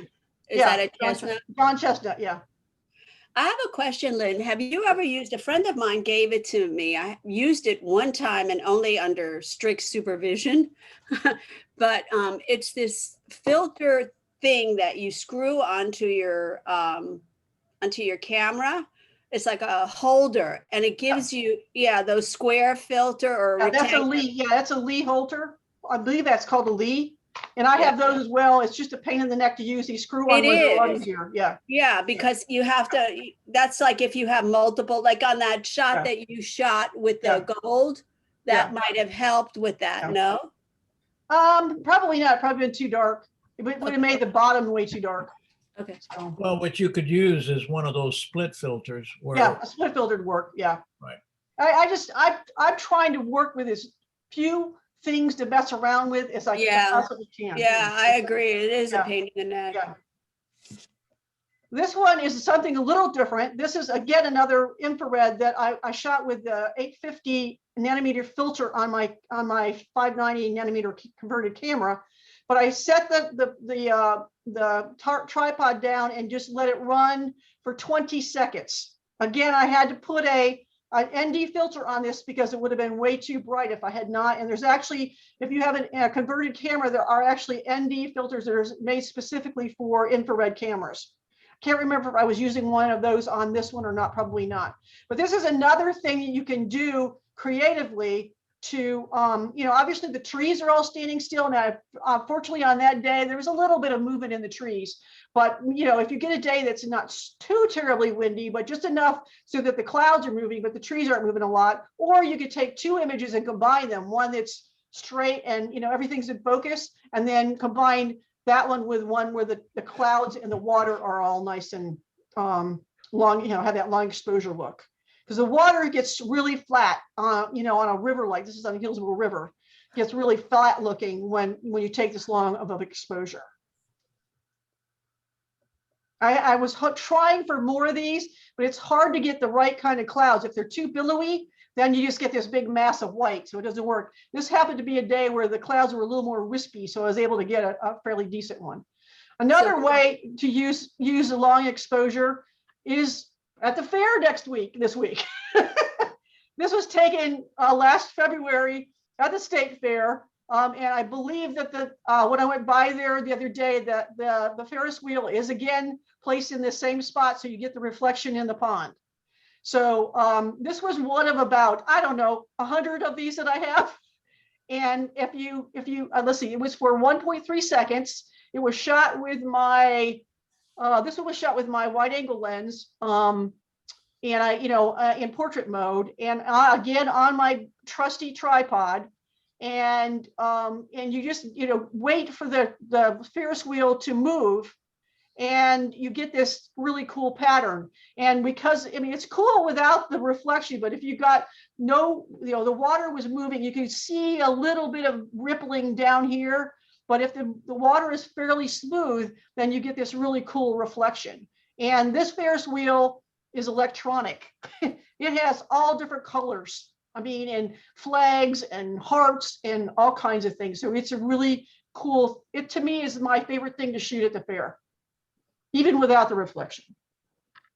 So another thing to do with a long exposure. This one will be familiar. This is from another shoot that we went on to when we shot from the pier, the new pier in St. Petersburg. This one is a 1.4 second exposure, and this was not, I did not use a any kind of filter on this one. This is a straight shot with obviously some work done in post-processing to get, to bring the lights up in the buildings and stuff like that. But again, one of those regular long, and this is, this is just barely a long exposure because it's only 1.6 seconds.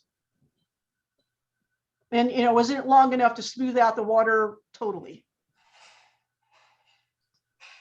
This was when this was at the same time we were shooting the flags that Lee had. I took this shot. I really love the lights and the feel of the Straz Center, and the light that's up here. The lights change color, and I have some that are blue, some that are green, some that are yellow. I really like the red one, and I just like this. All these lights that are along here. To me, it was just a cool shot. And again, it was for 1 second on the tripod.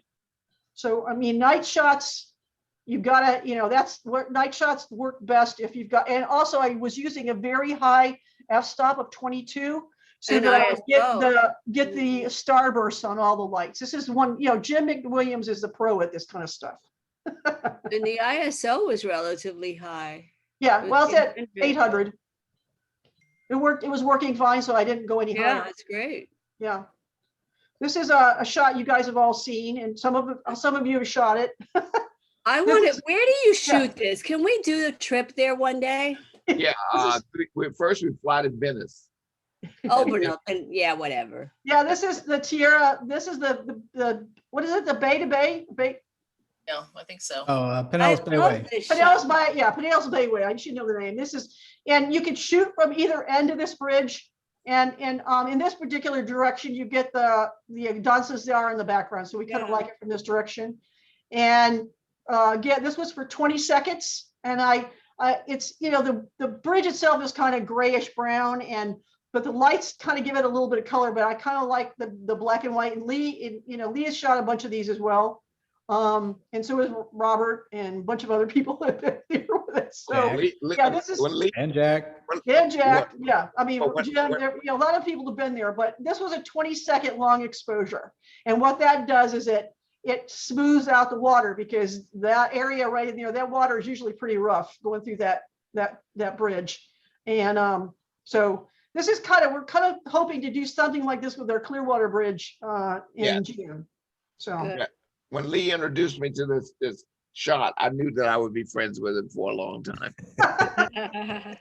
And well, I mean, the cool thing is you can go in wide, you can go in. I mean, the Lee shots, Lee likes to get in close with his 70 to 200 and do like the cathedral look. So there's a lot of possibilities with this type of a long exposure, but because it's shot at night when the lights are on, you've got to use that long exposure.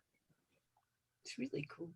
This one is a whole different story. And this one, Victoria and Brian know about. Get out of here, this is my spot. This was shot in Colorado at the Chapel on the Rocks, which is not too far from Estes Park. And this one has a 30-second exposure.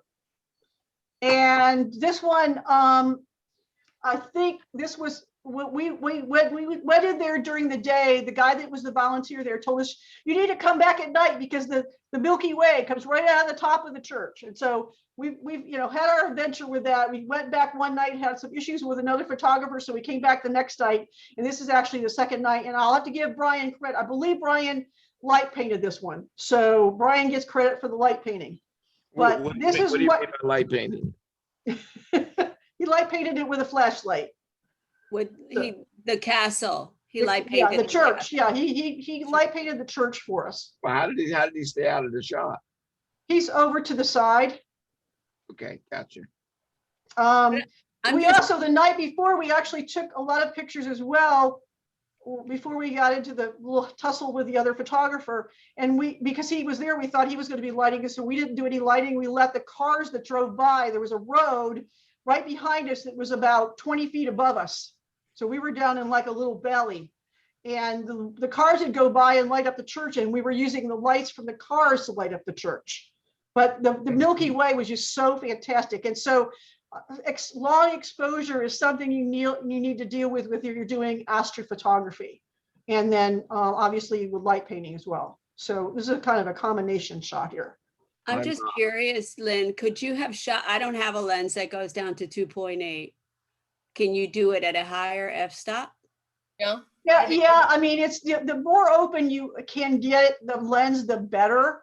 But yeah, if you go to, f4 or even 5.6, you can probably do it. The issue is it just the 2.8 lets more light in. And I mean, I've got a newer lens that it's a 1.8 and it will let even more light in. Yeah. For Milky Way shots, you want as much light as you possibly get as quickly as you can get it. I mean, 30 seconds. I mean, I do have some star movement here.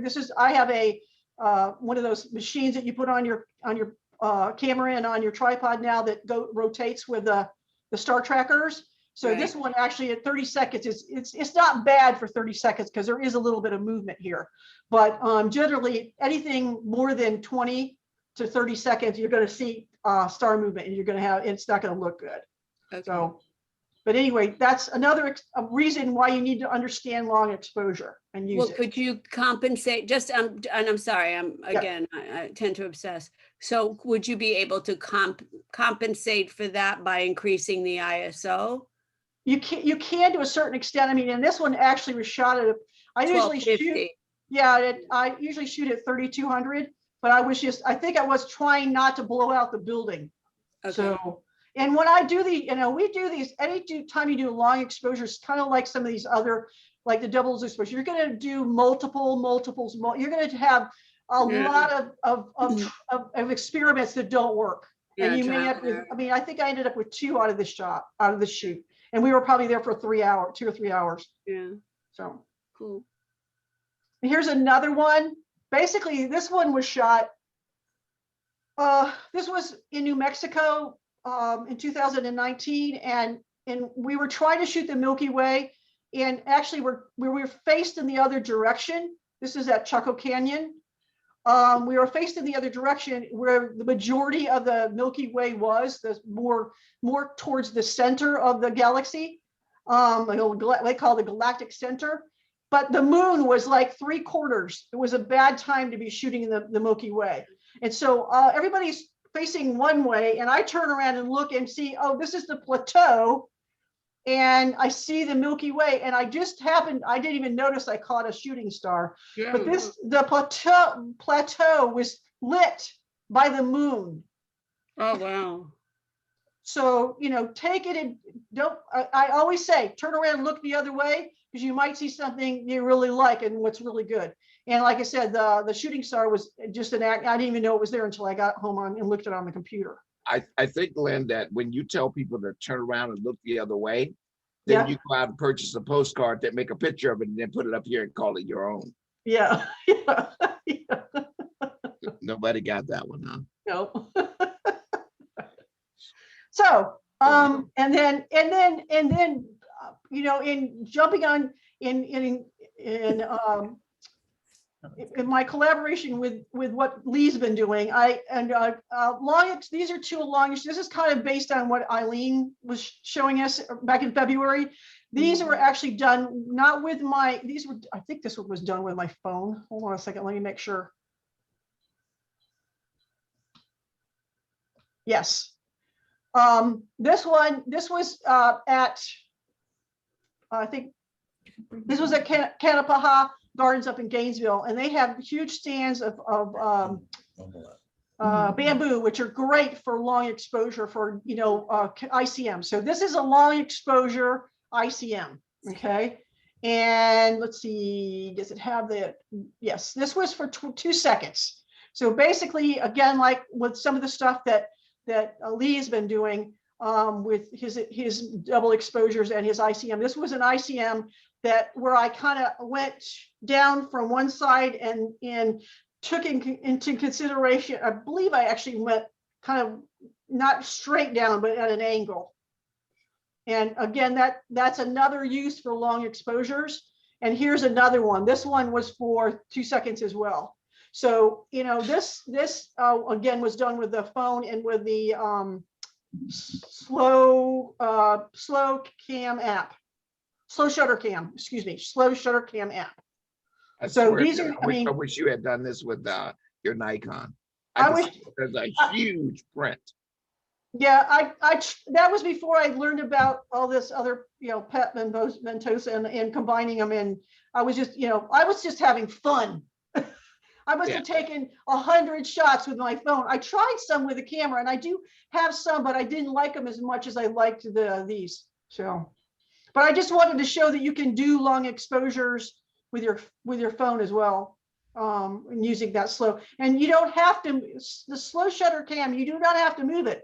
If you've got it on your tripod, your phone on a tripod, you can take a regular long exposure with that application as well. So anyway, that is my portion of the presentation. Oh, wonderful. It was great. Yeah.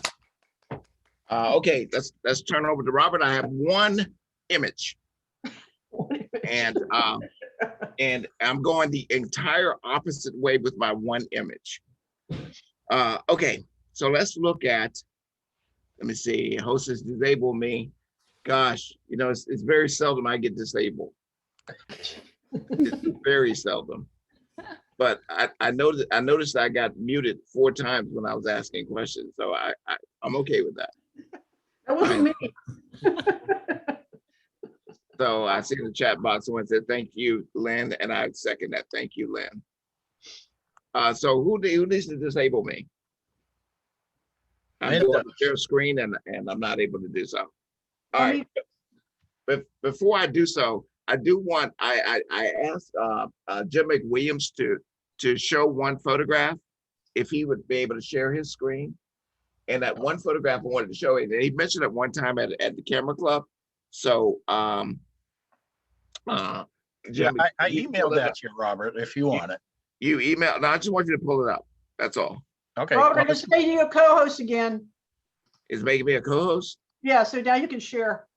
Oh, okay. But I want Jim to pull his up first. Oh, he needs, then I have to let him be a co-host. Hold on a second. He can't unless I let him. Okay. Control. We're talking Jim McWilliam, right? Yeah. Okay. Okay, go ahead, Jim. Okay, let me find it first.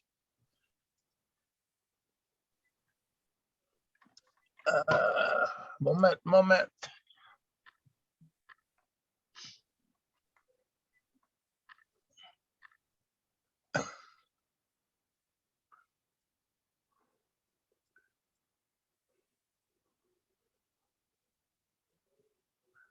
Can you see anything? Yeah. Yep, we can see it. Yeah, See your okay. desktop. Yeah, I don't have it in Lightroom. I'm going to bring up Lightroom. Wherever you have it.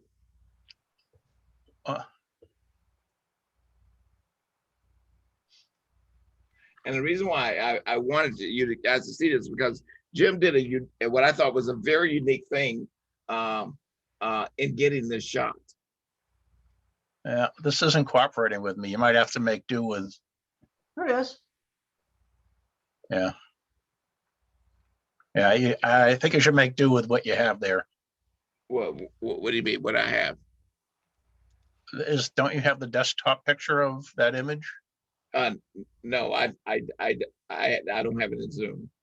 Oh, that one right there. Okay, that's fine. Yeah. Okay. Yeah. Okay. Now, I was describing this image. This was a light show at Busch Gardens, and what Jim did is he had one of those little push carts. Is that right, Jim? Walker. A walker. Yeah, a walker. Yeah. And he put his camera on a tripod in the walker and walked down the light thing in order to get this shot.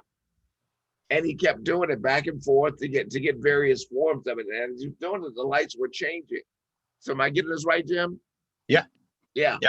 And so it made for such an interesting photograph with just the creative thought of putting it on a cart and just rolling it in, see what you get. So they put the tripod on the cart? Yeah, I just lashed it to the, side of the cart. It worked great. This is what it looks like normally. Oh, I know where that is, going Oh. into the tunnel, going to Africa. And all Yeah. I did was lash the tripod and the camera to the side of the walker, and I Uh-huh. walked down and I walked in a circle. And it, you know, I would have loved to have been a fly on the wall. Yeah, do you remember how long the exposure was, Jim? well, the one that was, the one with all the whirling lights, this one, that was about a minute. Maybe Wow. perhaps a little bit longer. Perhaps a little bit longer. The other long exposure one I did at Busch Gardens was the carousel. And again, it's, you know, this isn't that long. This is probably 5 or 10 seconds while it was spinning. Yeah. On the walker? No, this was stationary. This was Okay. stationary. Tripod. Yeah. Yes. This was the walker. And this was the walker. And it's really, you know, really, when I saw what was coming out, I couldn't believe it. I probably have 20 or 30 of these all together.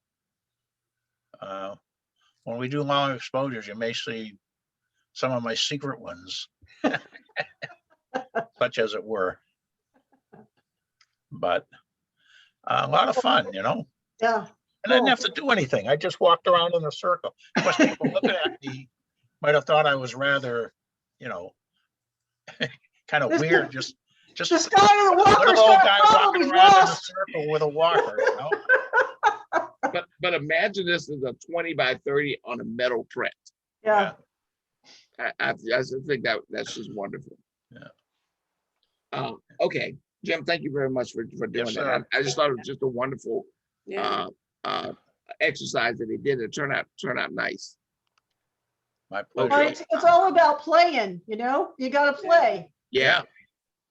So where I'm going with mine is I am going to do, let's see, I don't want everyone, I only want the host, me. So let me go and cancel this and then see if I can do this and come in and share my screen, desktop 1. All right, yeah, desktop 1, and go ahead and share. Open system preferences. Oh my goodness, don't do this to me. I got a new computer and Oh, yay. yeah. And I don't have all the right stuff in here. It's not my regular computer, but there you go. Later. And let's see if we can try this again now. I'm gonna share the screen and I do apologize. Okay, great, wonderful, it's there. Share, we have everybody there. And let me close down a couple of windows here. And someone's like to record the computer sessions, open system preferences. And okay, system preferences are open. Click on the thing. And that's good. Chrome, no, that's good. I don't know if you guys see any of that. So my question is, what do you see on the screen? You guys see a waterfall? Yes. Okay, great, wonderful. All right, let's go back to Lightroom. Now, I think I showed this before, but the whole point around this is that, as Lynn talked about, the long exposures of waterfall, and Lee talked about the expression of moving the camera and then letting people move within the camera. My approach is in the middle of the day, shoot your images so that you get that. So if you look at my shutter speed is 1600, yeah, 1600 of a second. And so what I do is I shoot several photographs of that in rapid succession. So and so if I go down, I think this is about 30 images or so. I'm photographing these. Oh my goodness. Okay, get out of there. Get out of there. Which is back to the library mode. Okay, let's go back to that. Okay, great. So I'm shooting a bunch of these images in succession. And it's all just, 1 second shots. I mean, not even 1 second. I'm at 1/1600th of a second. So there are about 30, 40 shots that I shoot. And then I take all of them and I export them out as a JPEG.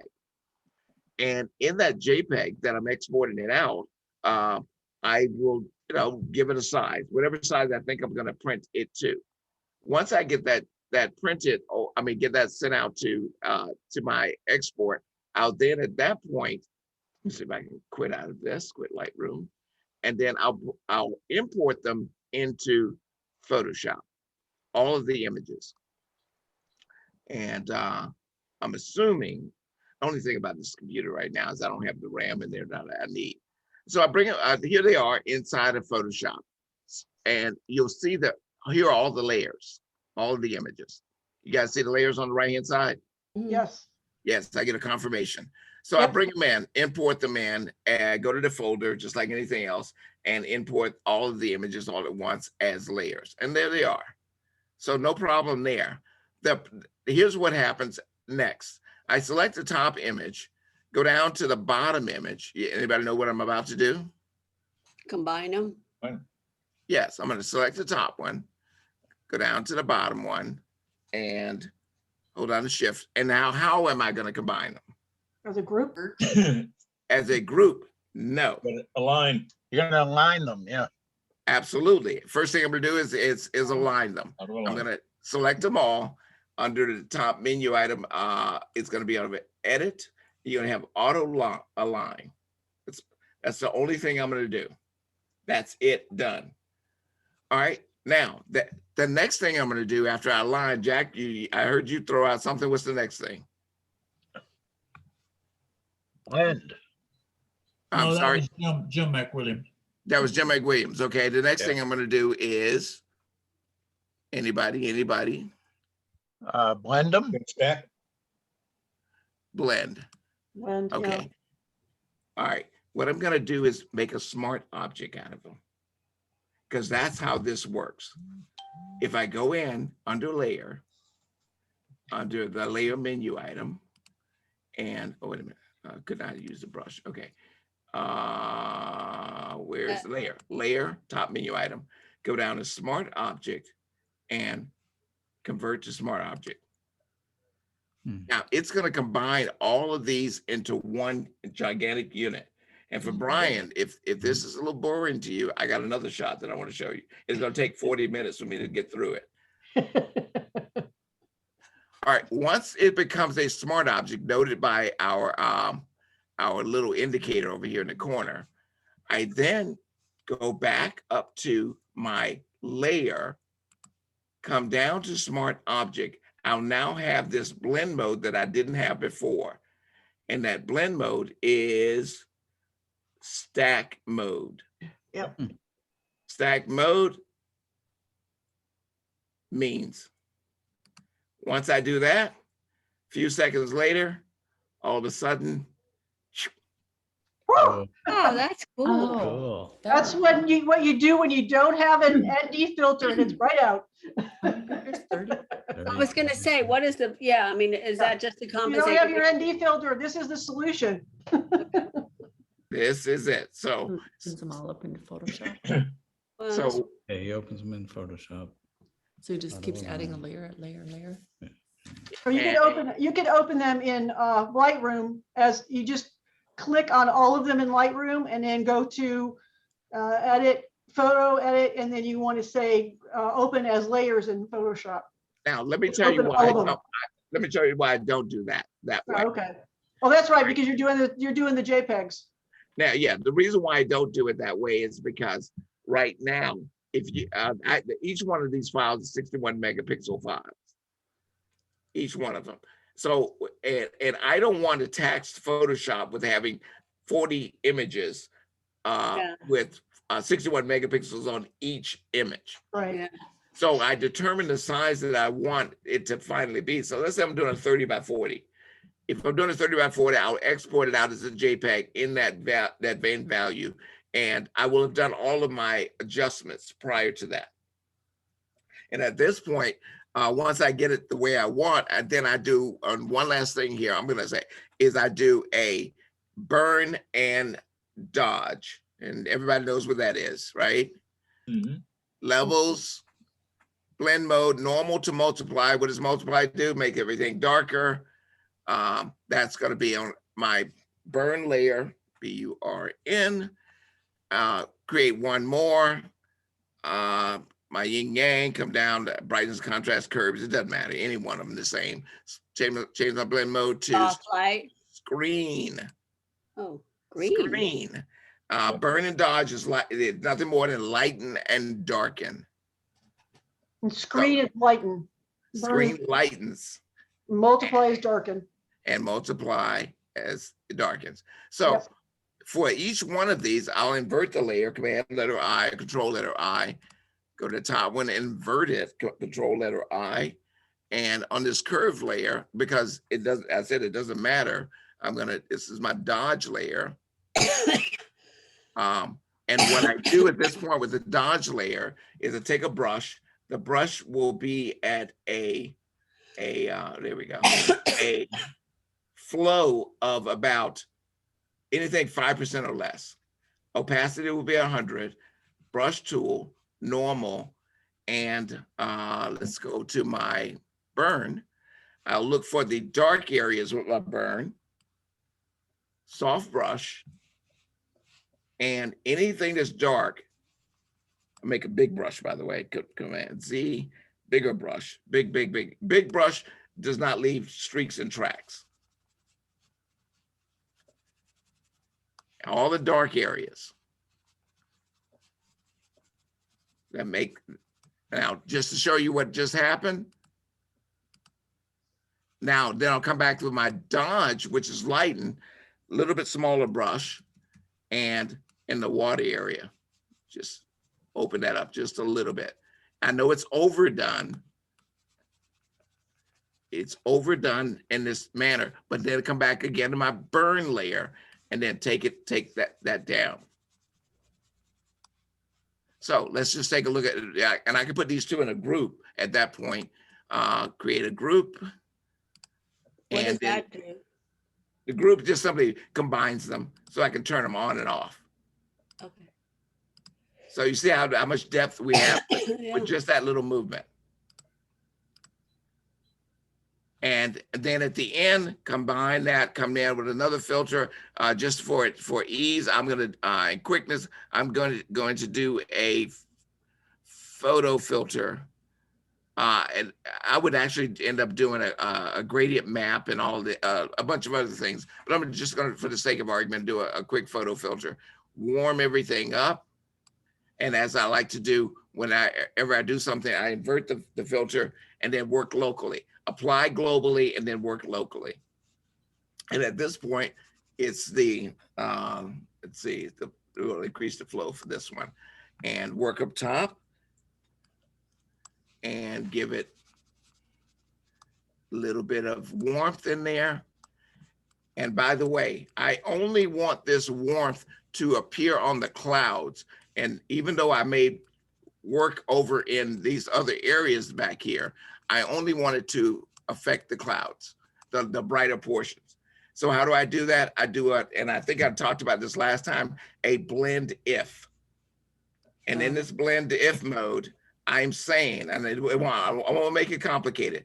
I'm saying, I don't want to affect these dark areas right here. And how do I know what's dark? I'm gonna cancel this for just 1 second. Go to my window come down to information info.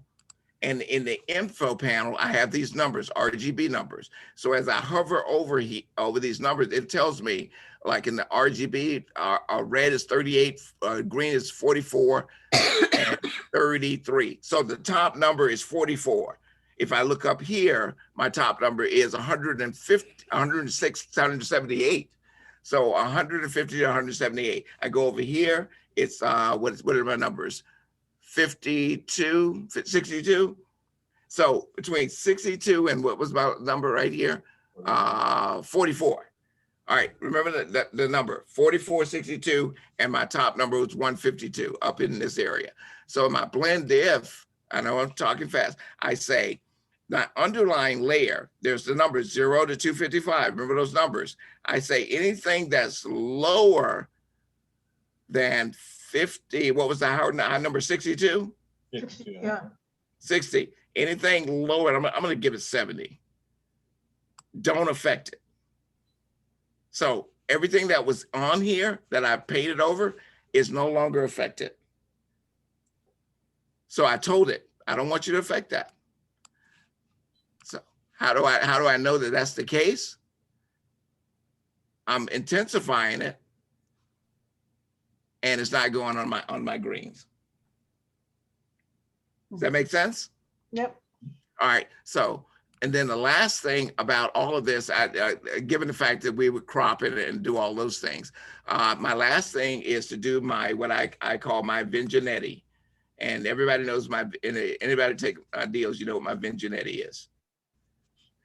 And here is my vignetti. And I always leave a way out, come back around, come back in, take that selection, invert that selection, select, invert the selection, or inverse in this case, so that the outside is in place. Go down to my yin yang, get me a levels, curves, brightness, and contrast. Okay, just for the sake of argument, I'm going to do a brightness and contrast.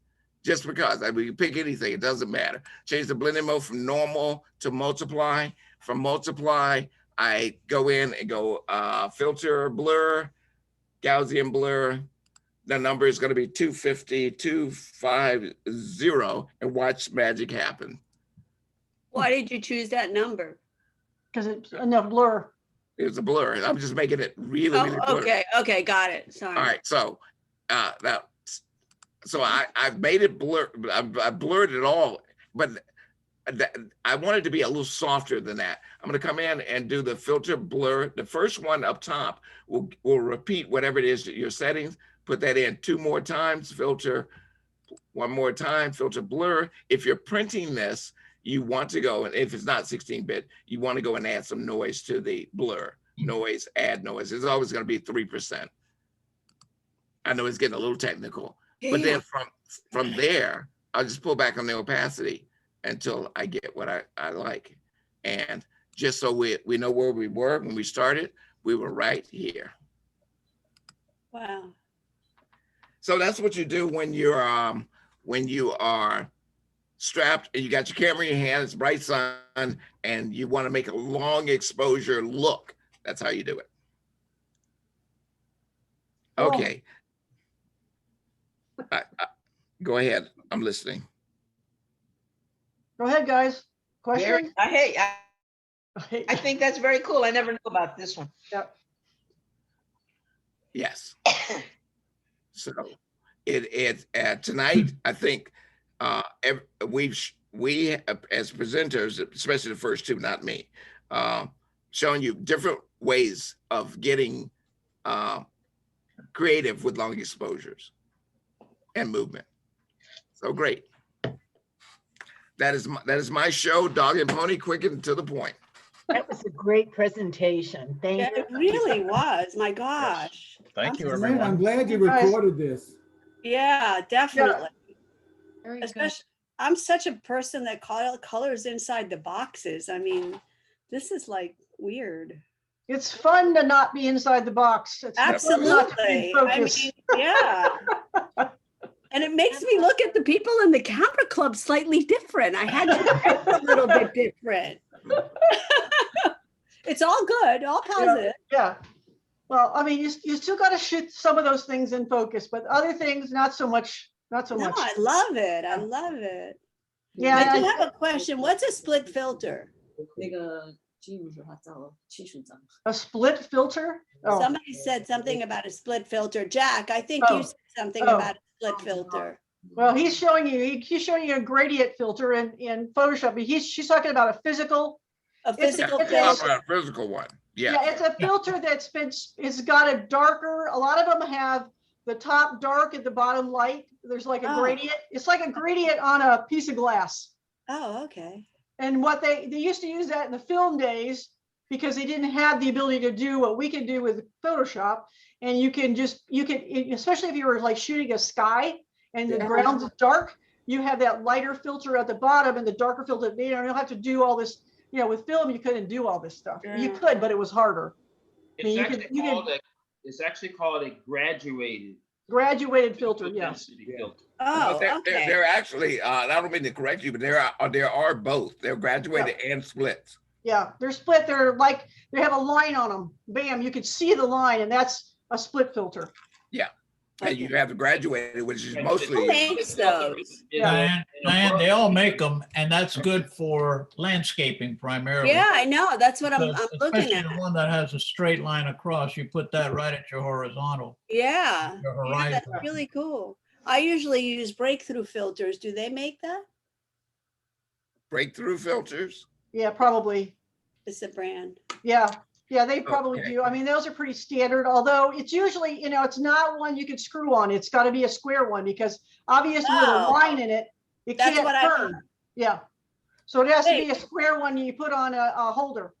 Oh, that's what I have already. Isn't that what the one that you were talking about? That's, yeah. Oh, no. Yeah, well, it has to be, if it has, there are filters that don't have lines in them, but there are filters that do, but the ones that have lines have to be a square one because it can't go, it can't go on, if you put it on the lens and you screw it on, it's not gonna be in the right place. Yeah, got it.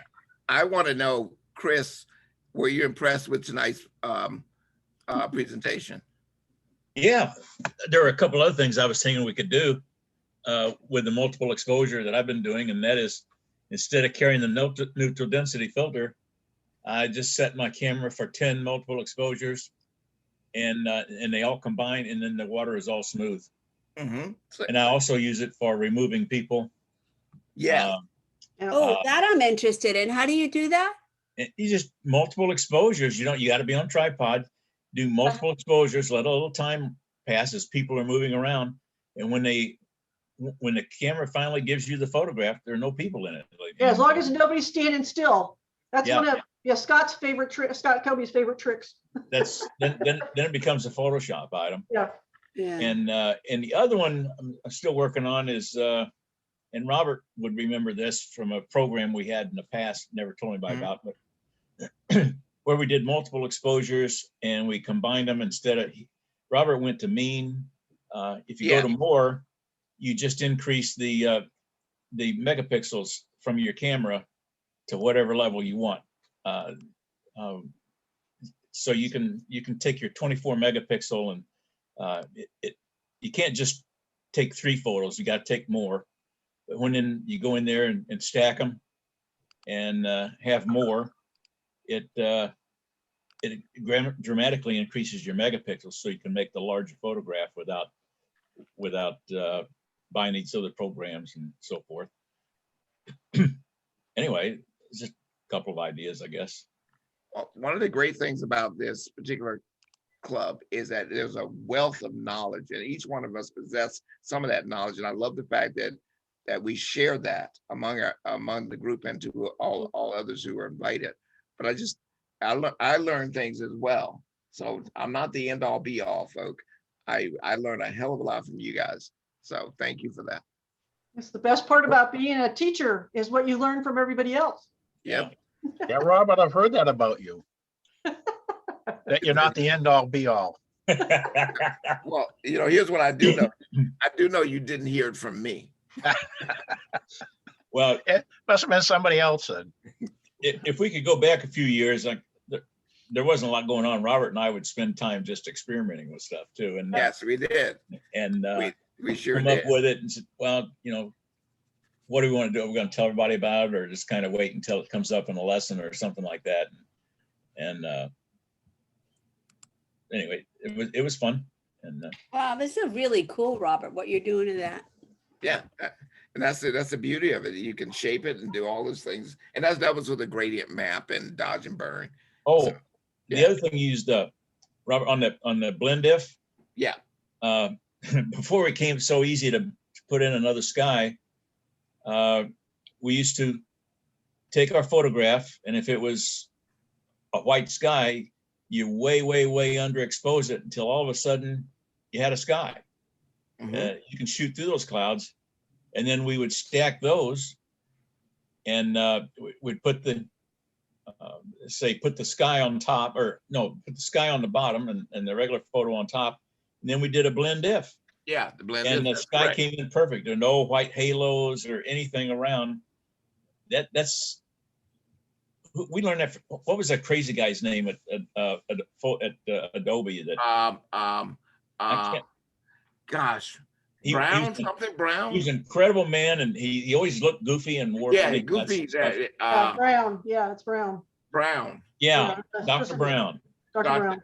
Yeah.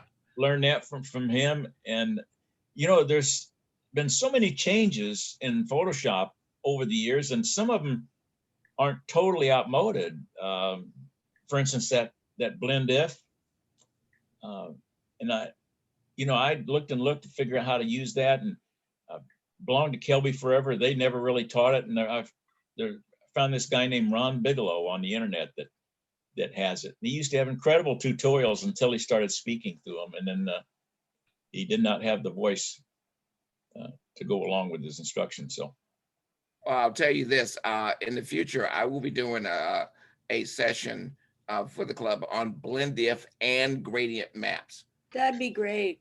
Yeah. Very powerful tools. Oh, and one other thing, if anybody here remembers Galen Rowell, Yep. Do.